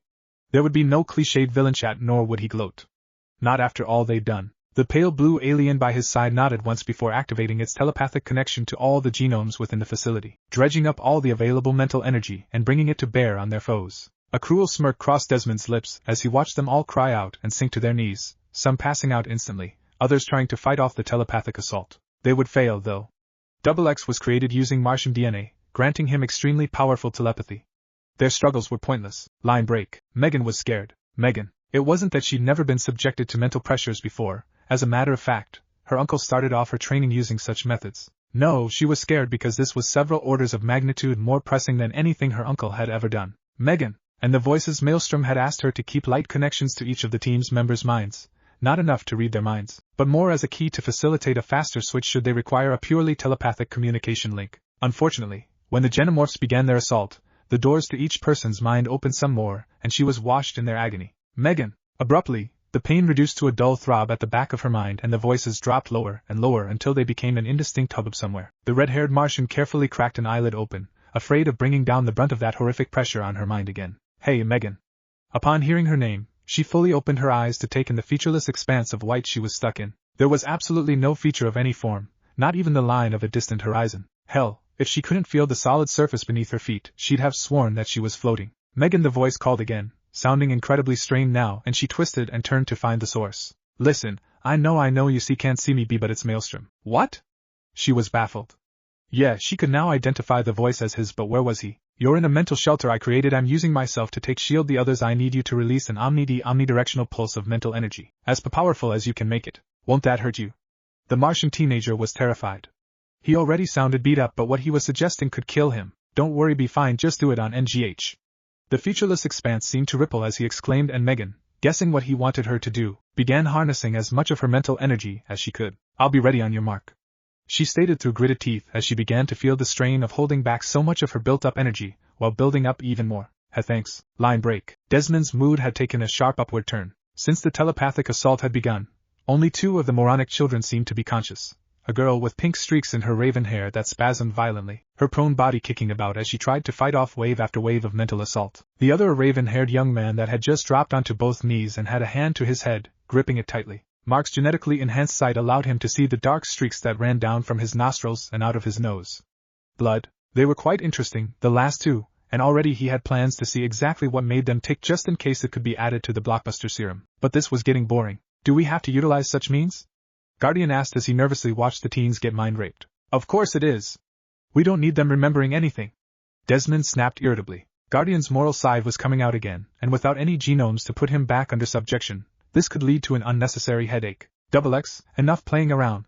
Shut them down. Think I'm gonna make it easy? Desmond's head turned so fast he nearly tore the muscles in his neck. The raven-haired teenager, the one who seemed to be holding out the most, was now on his feet, staggering a bit before he stabilized himself and threw a grin, one twisted by pain probably, at Desmond and his cluster of genomorphs. Get outta my head. A pulse of pure mental energy blasted out, a pulse so powerful it felt almost like a physical blow to Desmond and Guardian. Ignoring the throbbing headache the pulse had left in its wake, the graying man glanced about quickly before screaming in outrage. The genomes were all scattered on the ground, the mental pulse having lifted and hurled them backwards, their open eyes blank as blood poured out of their ears. Even XX was not spared, though the alien had, the second it heard the raven-haired boy begin to speak, used the other genome's powers to shield itself. That'll teach you to mess with us.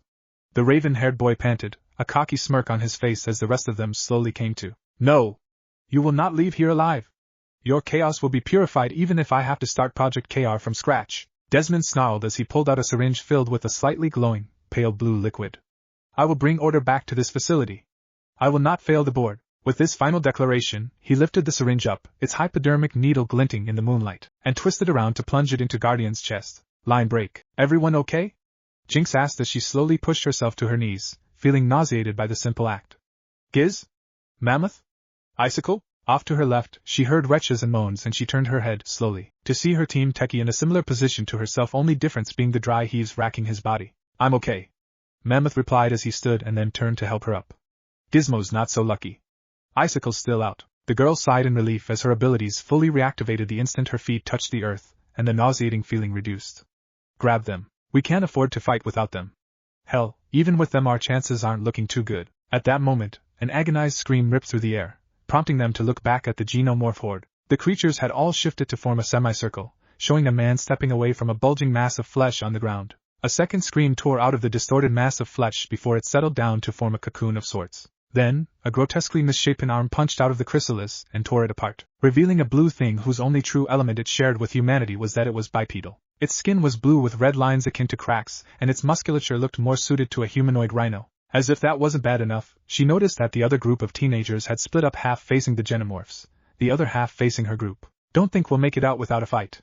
Mammoth grumbled, and for the first time since she'd met him, she noted that her brutish-looking partner didn't seem too eager about the upcoming fight. Then the brown-haired man with the glasses flung out his arm in an all-encompassing arc. Destroy them. Line break. Robin stood together with Kid Flash, Raven and Superboy, facing the second team Megan had alerted them of. Maelstrom had ordered them to concentrate on this group while he took on the xenomorphs with the rest of the team except Megan, who was to guard Captain Short as well as act as the nexus for their telepathic communications. So, you guys seem horrendously outnumbered, so I'll be big and ask politely, can you please surrender? Robin sighed. Trust Wally to make light of every situation. The girl shifted her feet a bit as she lifted her hands, palms facing the sky.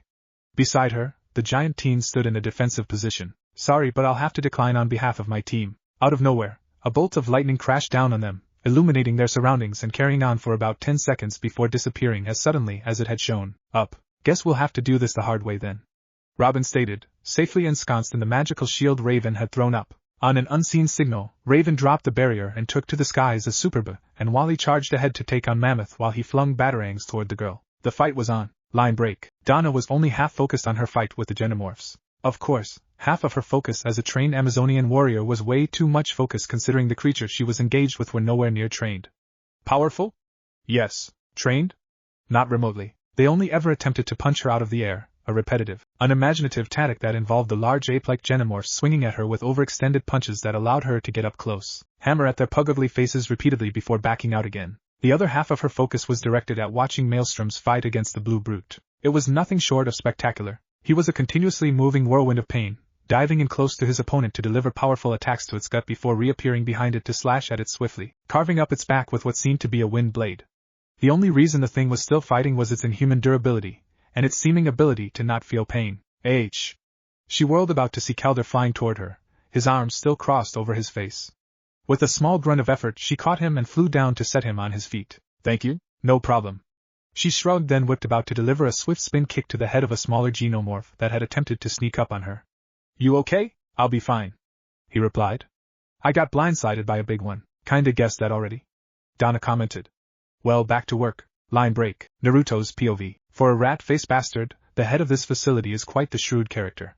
Compared to someone like Gato, anyway. For example, he ditched the whole pointless gloating and went straight for a debilitating attack. He didn't make himself a stupidly large target by leading the charge, and he knew how to keep himself away from danger by putting up a meat shield. The few times I've gotten past the Genomorphs and the big blue ape, I've been stalled by the creature he'd called Double X, whose skill with mental attacks is quite the chore, particularly because I've always sucked at defending myself from such attacks and my brain's still reeling from the effort of holding back that mental assault earlier. Ducking beneath a powerful but horribly telegraphed punch from the blue ape, I decide to kick things up a notch. Grabbing onto the swinging fist above my head, I attach myself to it with a bit of chakra and swing up to land on the arm, a Rasengan forming with little effort in my open palm.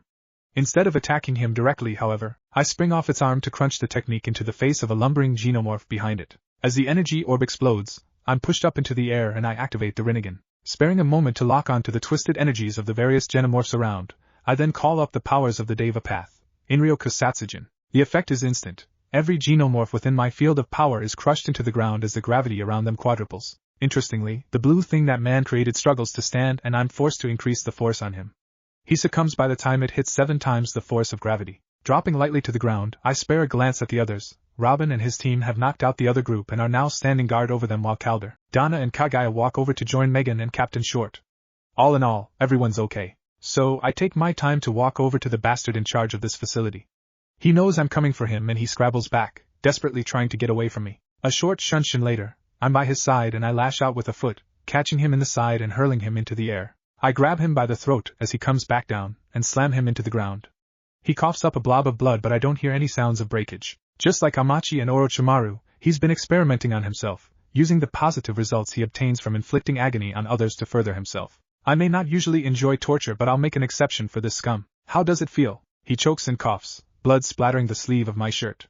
He won't die yet though. Atlantean DNA means he can survive longer periods without oxygen than a regular human would. I look down, straight into his eyes now, looking straight into this vile excuse for a human soul.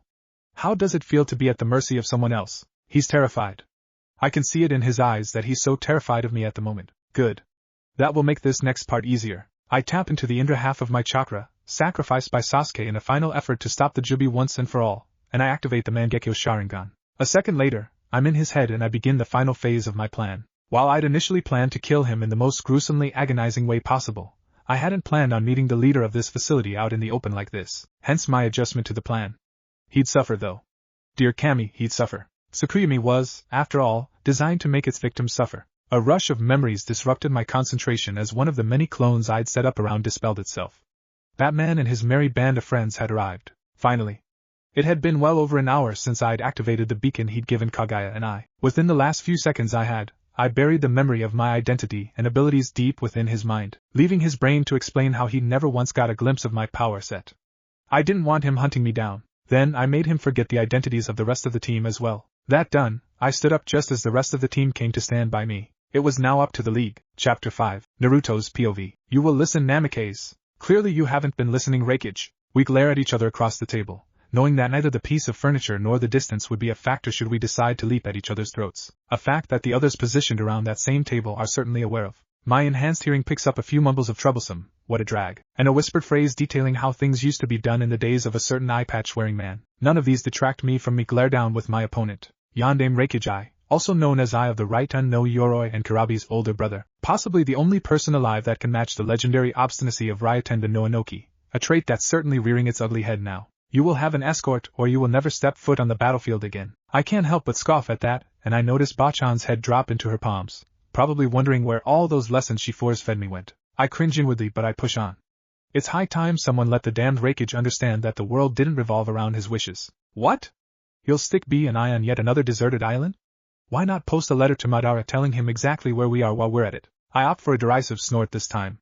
The moment you try to do that you'll switch this war to a battle of attrition, one that we're bound to lose because we're facing off an army of near-immortal shinobi that never run out of chakra and have near-instant regeneration. At that point all they need to do is lay a never-ending siege on wherever you stick us in. And your idea is so great? He thunders back, his left eyelid twitching violently. You think gallivanting about without an escort makes you harder to catch? Well, when compared to your dumbass idea, hell yeah. Raikage Dano, Uzumaki Dano, let's remain calm please. Gaara's calm voice cuts into the terse atmosphere like a wind blade and draws all attention to him. While I wholeheartedly agree with Uzumaki Dano's opinion that he and Kurabi-san should remain mobile, I also believe Raikage Dano's words also have merit. Charging into the enemy lines with absolutely no form of backup is akin to daring our foes to do their worst, a dare they undoubtedly will rise to. I ruthlessly squish the urge to pout at Gaara's words, regardless of the fact that they seem to be making a whole load of sense. But B and I can move significantly faster than most other shinobi, and the few who can keep up with us are way too valuable to be stuck with guard duty. Mifyundano. As interesting as this has been, I say we all take a break now and reconvene an hour from now. Bachan stated simply, effortlessly cutting off my argument. As expected, the old samurai accepts, and the meeting is adjourned. I sit back and kick my feet onto the table, watching as the Kages and their escorts file out. I wink at Kuratsuchi as she walks out last, and she nonchalantly flashes the middle finger at me. So, you and that Tsuchiki's granddaughter, huh? Bachan grins as she drops into the chair beside me and her feet join mine on the table. I wonder what poor Hinata would think. It's really doubtful that Hinata-chan would think anything of the fact that I winked at the old man's daughter just to piss her off. I reply amidst a yawn. Hinata and I have become friends since Pain destroyed Konoha. It's been slow going due to how our schedules align, but we've definitely gotten to the point where she'd barely feel bothered by the little byplay between Kuratsuchi and me. Have you ever thought of why Kages have escorts?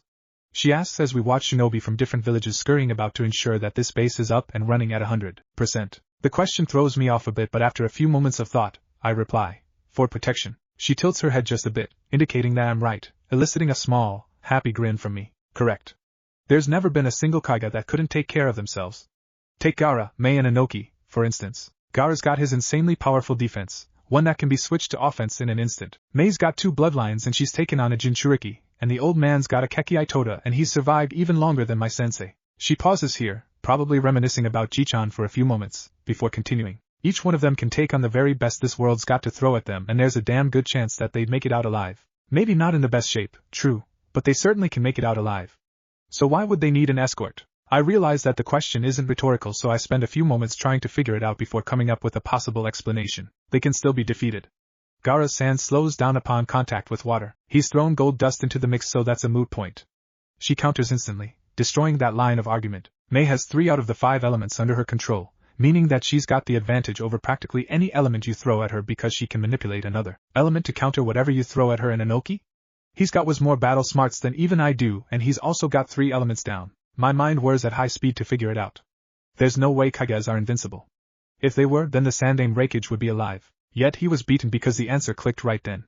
Kages are not invincible. Even with the points you listed, a well-prepared strike force can take out any Kage. A powerful enough area of effect chakra dampening seal will turn it into a taijutsu battle, allowing either taijutsu or kenjutsu masters to have a shot at the Kage. It may not be easy, scratch that. It will not be easy, but if sheer numbers could take out the Sandaime Raikage with full access to his jutsu, then adding in a chakra dampening seal is overkill, even for shinobi. Very intelligent answer. She smiles at me. Glad to see that you absorbed at least some of the stuff we taught you. A PRT of me wants to go into a hissy fit, but I've got to admit that she's got a point. Since the time I returned to the village with Erosenin, herself, Shizune-chan and Sakura-chan all took it upon themselves to further my education, and, after a certain mission involving me horribly failing at obtaining intel for a client, Enko threw her lot in with them, as did Hinata after we became friends. Kiba and the guys ensured that they were around as much as possible during those learning sessions to, as Dogboy put it, support a brother. Yeah, right. Damned assholes laughed at me every step of the way. Kagas have escorts to provide a secondary layer of protection. Typically, our escorts include a sensor that usually doubles as our long-range communicator. A close-range fighter, could be a kenjutsu or a taijutsu user, and an unknown. Unknown? She nods. An unknown is someone who's not even listed in the bingo book. Having an unknown can easily render most enemy plans obsolete because they have no clue what the unknown's capabilities are and its possible effects on their plans. Realization gradually dawns on me. So that's why the most famous shinobi under a Kage's command are rarely ever used as escorts. Their skills will most likely be well known, rendering their effectiveness void by escort standards. It's also why all 5 of us brought a separate unit to act as our diplomatic escorts. In our system, one must always show the strength of the village while never revealing its secrets, hence the diplomatic escorts being some of our most powerful and renowned shinobi. Well damn, I had no idea. But what's all this gotta do with me, I ask, not seeing the relevance of discussing escorts. The answer to my own question hits me just as she reaches out to slap the back of my head. Really? Sorry. It just clicked. But I don't. Another, slightly more painful, hit connects with the back of my skull. Naruto, you're one of the 2 most important elements in this war. If you get captured, it's all over. There'd be nothing left to fight for. I knew precisely what the unspoken part of that statement was, because we'd all be enslaved eternally. Bachan, I can't have an escort. I'd have to split my attention between helping them and fighting. Do you really think we'd send our most important resources into battle without worthy backup? She asks with an arched eyebrow. Suna's already offered their most skilled sealing experts and Kiri have given us a list of swordsmen, most of whom already border on hitting Chojuro's level. IWA and Kumo have already offered us their shinobi and I've personally vetted for Yamanaka, one of whom has been trained by Inoichi to utilize a technique that allows the 2 instantaneous communications regardless of distance. Why are you so hung up on the whole escort thing anyways? I snap at her. I'll be facing quite possibly the greatest threats since the creation of our world. I cannot afford to hold back anything while I'm fighting, so there's no way I can have an escort. Bachan, I can't risk other people's lives for my own. She doesn't reply immediately. Instead, she stares at the wall as her eyes take on a glassy look. It seems my words triggered some sort of recall. Jiraiya said the same thing. I turned to her so fast my neck cricks. Well, he didn't call me Bachan. I'd have ripped his balls off for that. But just before he left for AIM, did you know that you and Kakashi were to work with him on that mission? My heart stops for a moment there. I was meant to have followed Erosenin on that ill-fated mission. But I never had a clue. Why didn't I follow? We fought that night. He was all prepped for his journey when I caught him. One of the last things he said to me before he left was that he didn't want to risk anyone's life for his own. My head was spinning as I tried to take all this in. Why? Why the hell did that old pervert reject Bachan's idea? He didn't want to risk my life? Did he really think I couldn't take care of myself? TCH, typical human mind. Don't even start with your snarky comments, Kurama. I snap at him. What, does being a biju desensitize him to the pain of others? Seeing as how you're being a huge hypocrite, I think I actually deserve to make these snarky comments. He replies. Wait. I'm being a hypocrite? You are so upset by that pervert's death and the newly revealed circumstances around said death that you can't see yourself towing the exact same path. Oh hell no. I'm different? How? Have you even stopped to think of the effects of your denial on that blonde Senju? She's lost everything, brat. Her brother, her first love, her sensei and her best friend. Only you and that dark-haired medic are keeping her mind together, you more than her apprentice. You restored her faith in herself, you showed her out of the darkness that threatened to destroy her. Now you're pushing her sanity to the brink by denying her the one thing that'll settle her mind when you're beyond her reach. You were so blinded by the death of your sensei that you never noticed the abject pain she suffered at the loss of her teammate and best friend. I want to reply, to throw some furious words at my very own demon to shut him up, but I can't. Because he is so startlingly right. Through all that's been going on since Erosenin's death, I've never actually thought of its effect on anyone but myself. Cammy, I've been such a fool. Bachan, I steeled myself up and looked her straight in the eyes. There would be no half-assing this. She needed me to accept this escort thing, and I'd had enough of my own selfishness. I'd gladly swallow my pride to set her heart at ease. I'll do it. I accept the escort proposition. Line break. My brain and my senses were on full alert before I'd even known that I was awake. A habit formed during my months on the hunt with Karabi and our, now late, escort after that one time a Shirazetsu infiltrated our camp. I could hear the soft sounds of another person breathing a few feet to my right, accompanied by the drip-splat sound of water falling and impacting the ground. Lack of noticeable shifts in the air currents meant that whosoever's presence had roused my consciousness had not moved, and the person carried the scent of honeysuckle and jasmine. Upon opening my eyes I relaxed. It was Kagaya, standing in the doorway, holding on to a glass of cold water and looking decidedly hesitant about something. Well, that's odd considering that she's been showing herself as one of the most confident people I've ever known. A quick decision to help her out has me greeting her and inquiring as to what she's looking for here. Good morning, Naruto-ku. I brought this over when I heard you tossing and turning. Thought you might need it. Holy ramen above. Kagaya Otsutsuki stammering? Was the world coming to an end? Thanks. I smile at her as I take the glass for a long, not to mention refreshing, drink, and I think I'm seeing a light dusting of pink on her cheeks, but I simply blame the light beams of sunrise filtering through my screened window. With a lazy yawn, I lay back in my bed, idly noting the fact that I'm bare from the waist up. Maybe that's the reason for the blush? I discard that thought with a mental snort. Like she wouldn't have seen much better than me. So, Naruto. Yo, Kagaya. She seemed to want me to go first, but I wagged a finger at her. Ladies first. Bachan taught me better than I let her think she did. Oh well, I just wanted to ask what your dreams were about. I mean, you don't have to tell me or anything, but I'd like it if you did. That? Really? That was all she wanted to say, yet she sounded so hesitant. Looks like Hinata inherited both the Byakugan and a distilled form of Kagaya's hesitant side. Who would have guessed? Well, it was honestly more of reliving old memories, really. It was of my first time actually being placed in full command of a group of people. She shifts about a bit until I hand her a pillow, which she receives with a smile. Setting it on her laps, she hunches forward, resting her chin in her palms and her elbows on the pillow. I was thinking she'd have reclined or something. What was it like? Your first time? Somehow, though he's dead and I'm a whole dimension away from his grave, I felt Erosenin grin the way he always did whenever he heard something with a sexual connotation. Perv. Well, it started off with me being my usual obstinate self and not wanting to have an escort team. I spend the next couple of minutes describing the events that led to that particular memory as well as the memory itself. Finally, Kurabi and I had an escort of 6 people. Kurigane Gajil, a shinobi from IWA possessing a bloodline that allowed him to manipulate metals, Tosaka Rin, a Kiri Kunoichi that was, interestingly, skilled fire manipulation, and her own brand of taijutsu that allowed her to move and strike out with speeds and force nearly equal to Guy and Lee with their weights halfway off. She was also our backup sealer.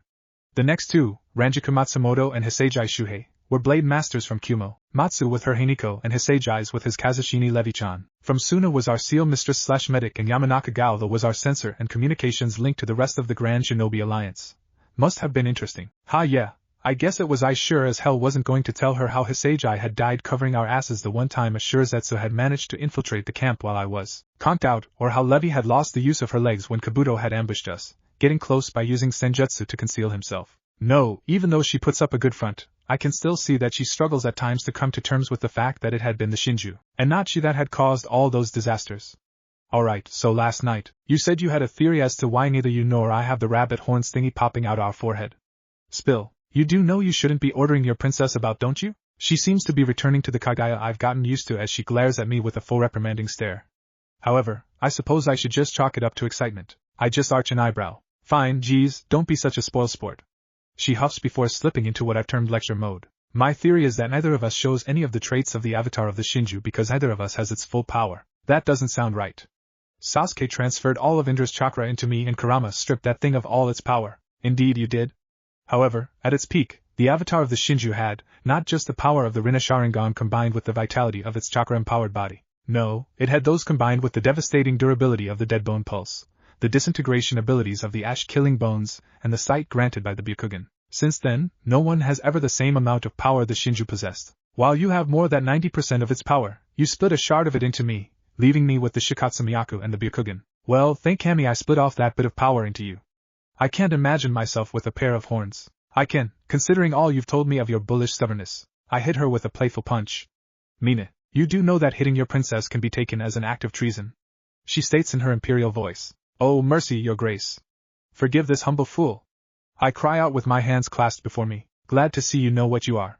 She smirks and I realize that I fell into that neatly. Alright, I set myself up there. Her grin widens at my admission of defeat. Of course, I'm still waiting for you to prepare breakfast for our guests. The way her face cycles between emotions is simply hilarious. Then, she settles on a determined look. I'll have you all begging for seconds after all, how hard can it be? Line break. Kagaya's POV. Apparently, cooking is significantly harder than I'd ever thought it could be. I'm just glad that I took Naruto's advice to start off with breakfast for just the two of us before moving on to the meal for our expected guests, or I'd be more embarrassed than I am right now. And it is really embarrassing to hear the damned blonde idiot laughing his guts out at all my efforts. Gah, fine, I yell in frustration as the stinging pain of hot oil splashing onto my skin hits me once again. I give up. I honestly don't think he can hear me, considering that he's just too busy laughing, holding his belly and making me feel worse. Prick. Okay, fine, maybe it's not so much the act of laughing as it is the laughter itself that's making me feel worse. And not worse in a bad way, I meant the good kind of feeling worse. It's just so bloody deep and rumbling and rich and warm and comfortable. Great. Why don't we can write a 100-word essay about Naruto's laugh to my growing skill set? Enough. I try to sound composed and disapproving, but even to my own ears I sound like a frustrated child. Kami, damn it, Naruto, get to cooking already. Alright, he wheezes as he staggers over to join me by the cooker. I'll get right on it. After all, how hard can it be? I don't even attempt to reply this time, and I head over to the sink to clean myself up. As the water flows over my hands, I regain enough mental clarity to think coherently again. Apparently, enough time has passed that he's no longer guffawing and instead gotten himself busy. Finally, it's not good to waste anything, Haim. His voice shocks me out of whatever pleasant trance I was about to fall into as he reaches past me to turn off the tap. Even a princess should know that. Don't sneak up on me like that. I hiss through gritted teeth as he heads over to the worktop, laughing all the way. Oh geez, Haim, calm down. Besides, if you'd had your guard up, then you wouldn't have been scared by a simple look-see, It takes a few moments for me to rein in my wildly erratic heart rate and look at him. He looks completely at ease with himself, as at home cutting up vegetables as he is on the battlefield. So, Naruto, I turn to him as I lean back on the sink. Why exactly did you agree to this in the first place? Them coming over, I mean. Oh, that? Well, I just felt that it'd help them trust us. I mean, it isn't like we've got anything to hide from them, and by the time we've got things to hide, I plan to have moved beyond requiring our bat-themed friends' aid. Ah yes, Naruto's plans. I'm not sure if it's just lack of trust or the way he was brought up, but he's been very vague about them. All I know is that between the clones he's been sending off to the temporarily relocated Sumdak facility, and the information he ripped out of that scientist, he's been slowly laying the groundwork for whatever the plans are. So, have you made any sense of the information you pulled out of the scientist? He shook his head as he moved over to the cooker. Partially. Learning the intricacies of using powers linked Indra is significantly harder for me since I'm linked to Azura. That sounds oddly confusing. I haven't said anything about that. Well, Hagoromo, your son, had 2 kids of his own. Indra, older, very mature and serious outlook on life, and Azura, younger with a really carefree attitude. Close to the end of his life, Hagoromo split his abilities and powers between them both. Indra got more of his shrewd intellect and his dojutsu. Azura, on the other hand, got all of his pop's physical attributes plus a shit ton of chakra. Time skip to when Sasuke and I fought the Jubi's avatar. Sasuke realized that it was slowly overpowering him and would soon be defeated, so he ripped a hole through the ether to create a temporary dimension of his own where he transferred as much of his yin chakra as possible into me to allow me access the Indra half of my heritage. I'm dead certain that he continued talking from that point, but I was hung up on a simple phrase. The Indra half of my heritage. Well fuck.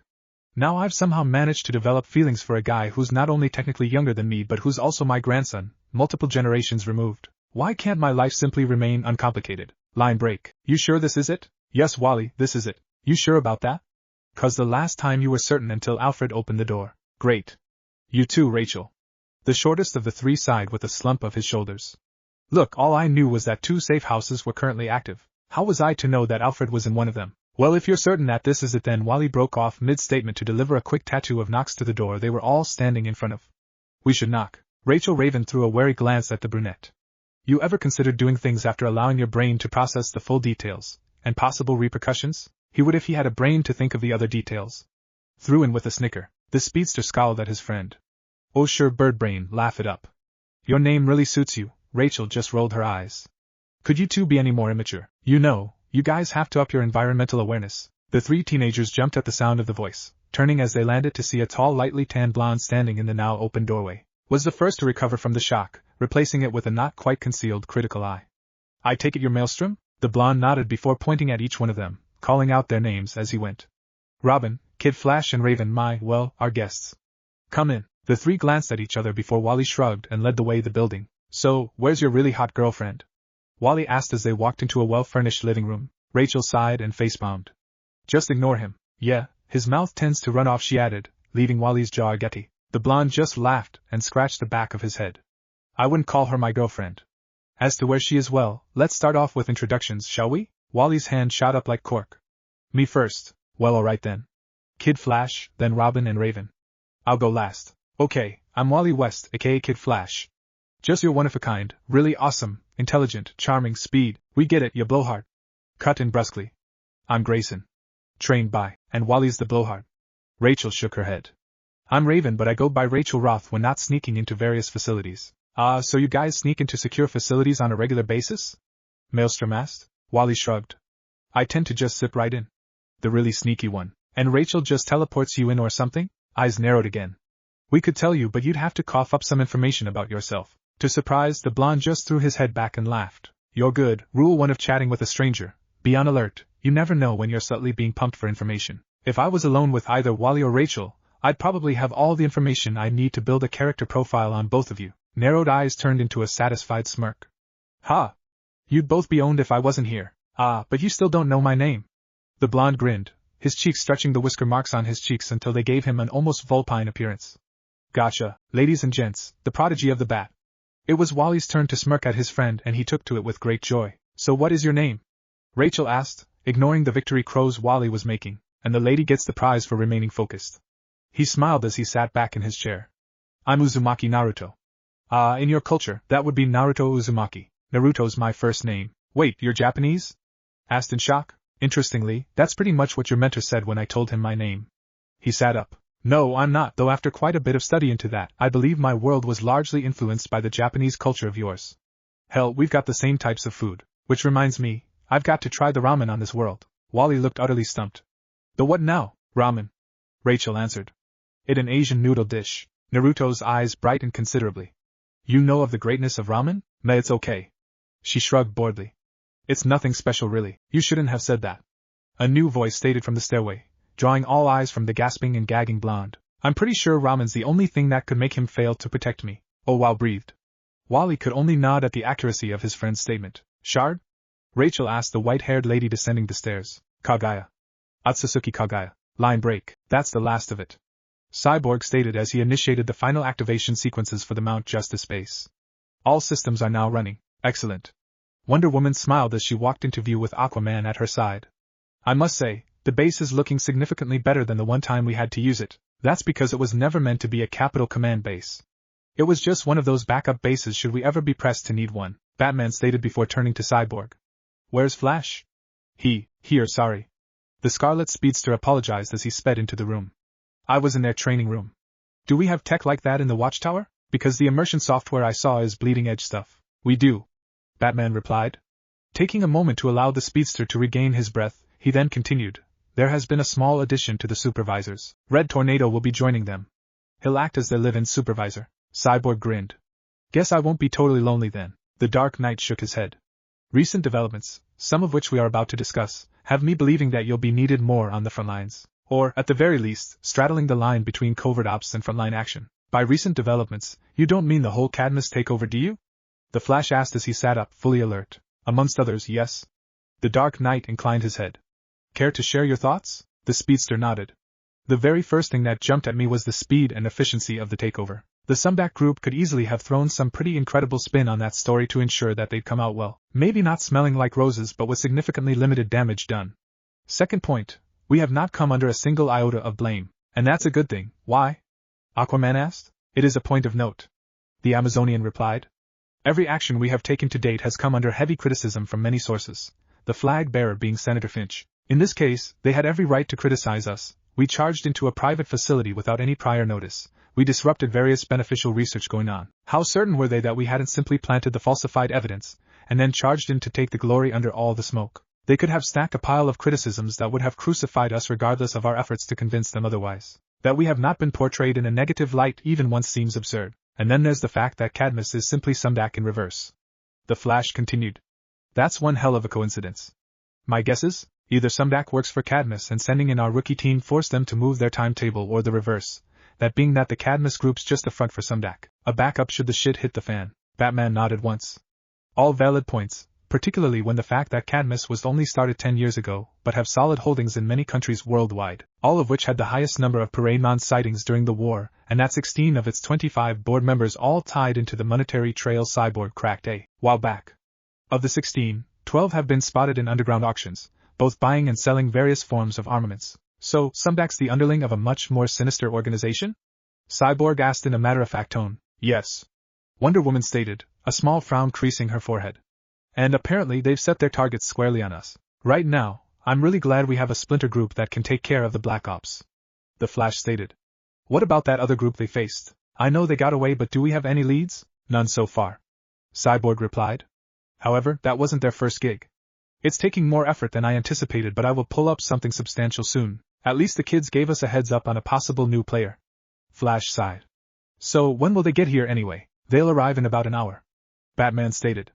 Kagaya and Naruto will be shown to the Happy Harbor Zeta Tube Point by Robin, Kid Flash and Raven. Meanwhile, I am certain both of you, he gestured to Wonder Woman and Aquaman, would have told your protégés exactly how to get here. Martian Manhunter will arrive with his cousin. And the clone? Aquaman asked. She's resting in a room she's been allocated. She's adapted well to the world around her, but she's certain that she doesn't want to work with the team just yet, Cyborg answered. She wants to see the world for herself. She promised, though, that she will not use her abilities for anything negative. Says it'd be dishonoring her sister, and yes, she considers Donna her sister. He added, answering Wonder Woman's unasked question. Just then, a holographic image of the Martian popped up in the center of the room. Manhunter to mount. Is there anyone there? Cyborg here, Manhunter. The mecha-human stated as he walked into the hologram's line of sight. What's your status? We'll touch down in 15 minutes. We've picked up Miss Troy as well. Understood. The hangar will be prepped for your arrival. Cyborg turned to the rest of the present League members. Guess it's time to get this show on the road. Line break. Standing in a sterile, white room deep within the bowels of the Cadmus Dakota Research Center, Mark Desmond waited patiently for the beginning of this meeting, using the opportunity to casually study his newly assigned bodyguard. Standing somewhere between 5 feet and 5 feet 3 inches, the young woman had bright blonde hair that stretched all the way down to the middle of her back. She was possessed of a classic sort of beauty, with angled cheekbones, dazzling blue eyes and a heart-shaped face. To the rest of the world, she was just his pretty-faced assistant. No one would ever suspect such an innocent-looking girl to be capable of what she was. At that moment, the lights in the room dimmed as 8 holographic images flickered into existence. As was the norm, all the images appeared simply as blurred white silhouettes, but each belonged to a different personality, as noted by their voices. Desmond. The voice came from the voice directly opposite him, and he recognized it as the possible leader of these beings. Hail the light. He bowed as he greeted, noting once again that they either acknowledged the presence of his appointed assistant nor did they take any offense that she never once seemed to take note of them. How goes the takeover? Another voice asked, sounding more clipped and straightforward. The transition has been perfectly smooth. Though the plans had to be hastened, there has been no negative impact on the overall operation. And the people's reception to this action? The question came from the only female voice in the group. There have been questions asked and various inquiries as to the possibility of other facilities working on similar projects, all of which have been dealt with. Dr. Banerjee and Dr. Crane have been most supportive in this. Excellent. The first voice stated calmly. All proceeds as planned. At this point, Desmond shifted just a bit, so nervous was he that he couldn't maintain the air of complete confidence. Forgive my impertinence, but I feel I must ask what we are to do as regards the clones we had developed. Both are currently with the League and one has actively decided to follow in his source material's footsteps. And why is the League left out of the spotlight? Surely there are those who believe that the League were once again operating above the law. A sibilant voice asked before laughing softly. There certainly are. They have been silenced, with good reason, but question not our objectives, Desmond. The first voice warned brusquely. You are not indispensable. Besides, wouldn't it be better if we surprise you every once in a while? A significantly more childish voice yet unspeakably cruel asked with a perverse giggle. As regards the Genomorphs, well, suffice it to say that they have their own purposes. A cold, mechanical voice grated out, and that is enough for now. Proceed with your assignments as planned and take the next base. The tools required will be delivered within a week. The first voice commanded. Should there be any new development deemed of importance to you, you will receive. Then, as one, all the holographic portals flickered out of existence, the room returning to its stark whiteness. Come on. He gestured to his assistant as he walked out through the hole that had just irised open. We need to contact our sources within the Serpent's Nest. Time for the next stage. Sorry that this is coming late. I could give a ton of excuses, but I'll just say that I'm sorry again. I know the chapter may feel a bit fillerish and slow, but it was a necessary hurdle to cross so we can move into the next phase. Things should get a lot more exciting from here on out. To those who won't just let it go about the first-person POV that I'm sticking with for Naruto and Kagaya, well, I'll try to explain. This is not the vanilla Naruto that you're used to in canon. He's fresh out of a war, stuck in a whole new dimension with the girl that tried to kill him, and there are a bunch of people who basically want him policed. Oh, and his mindset's been subtly altered by a whole new infusion of Yin chakra. Kagaya, on the other hand, has been trapped in her own mind and is now coming to terms with the fact that atrocities had been committed in her name, while developing feelings for the guy who saved her and trying to figure out if she's simply attracted to him because she is or if it's a hero worship thing. The one PPOV is because I feel I need to show some of their mental workings. To the generic writer, the Holly Short thing was just a thing I did so I wouldn't have to create an OC for what amounts to a cameo. Her character fit what I wanted, so I utilized her character. Say finite. The whole I'm repeating the YJ plotline, yes I am. Why? Because, in the grand scheme of things, Naruto's arrival hasn't changed much of anything on a universal scale. Bats would still have assembled the YJ team whether he was there or not. Plus, it's not even a faithful rinse and repeat plotline. The whole merging of the DC animated movie universe means there have already been changes to the plotline. Spot them out, will ya? Think that's it. Thanks for sticking with me. I'll continue soon enough bar anything else cropping up. Read and review please. The Ethereal Lord. Interlude. Farewell. The first thing Naruto noticed when he arrived in his mindscape was the absence of the cracks on the pipes. It was a little detail in the morose grandeur of the sewer system he had always known, yet it was the first thing that jumped out at him. As he looked on, he noticed even more changes. The walls were a lighter shade of red, there were fewer pipes in total. The walls supporting the ceiling gates were gone, and the water that had always sloshed beneath his feet was completely dried up. His heart caught in his chest as he moved onward, soldiering through the pain in his heart as he approached the vastly altered form of one of his closest companions. So you came, Naruto? Of course I did, you crazy old fox. His infamously foxy grin seemed almost macabre, so forced was it. You're my partner, aren't you?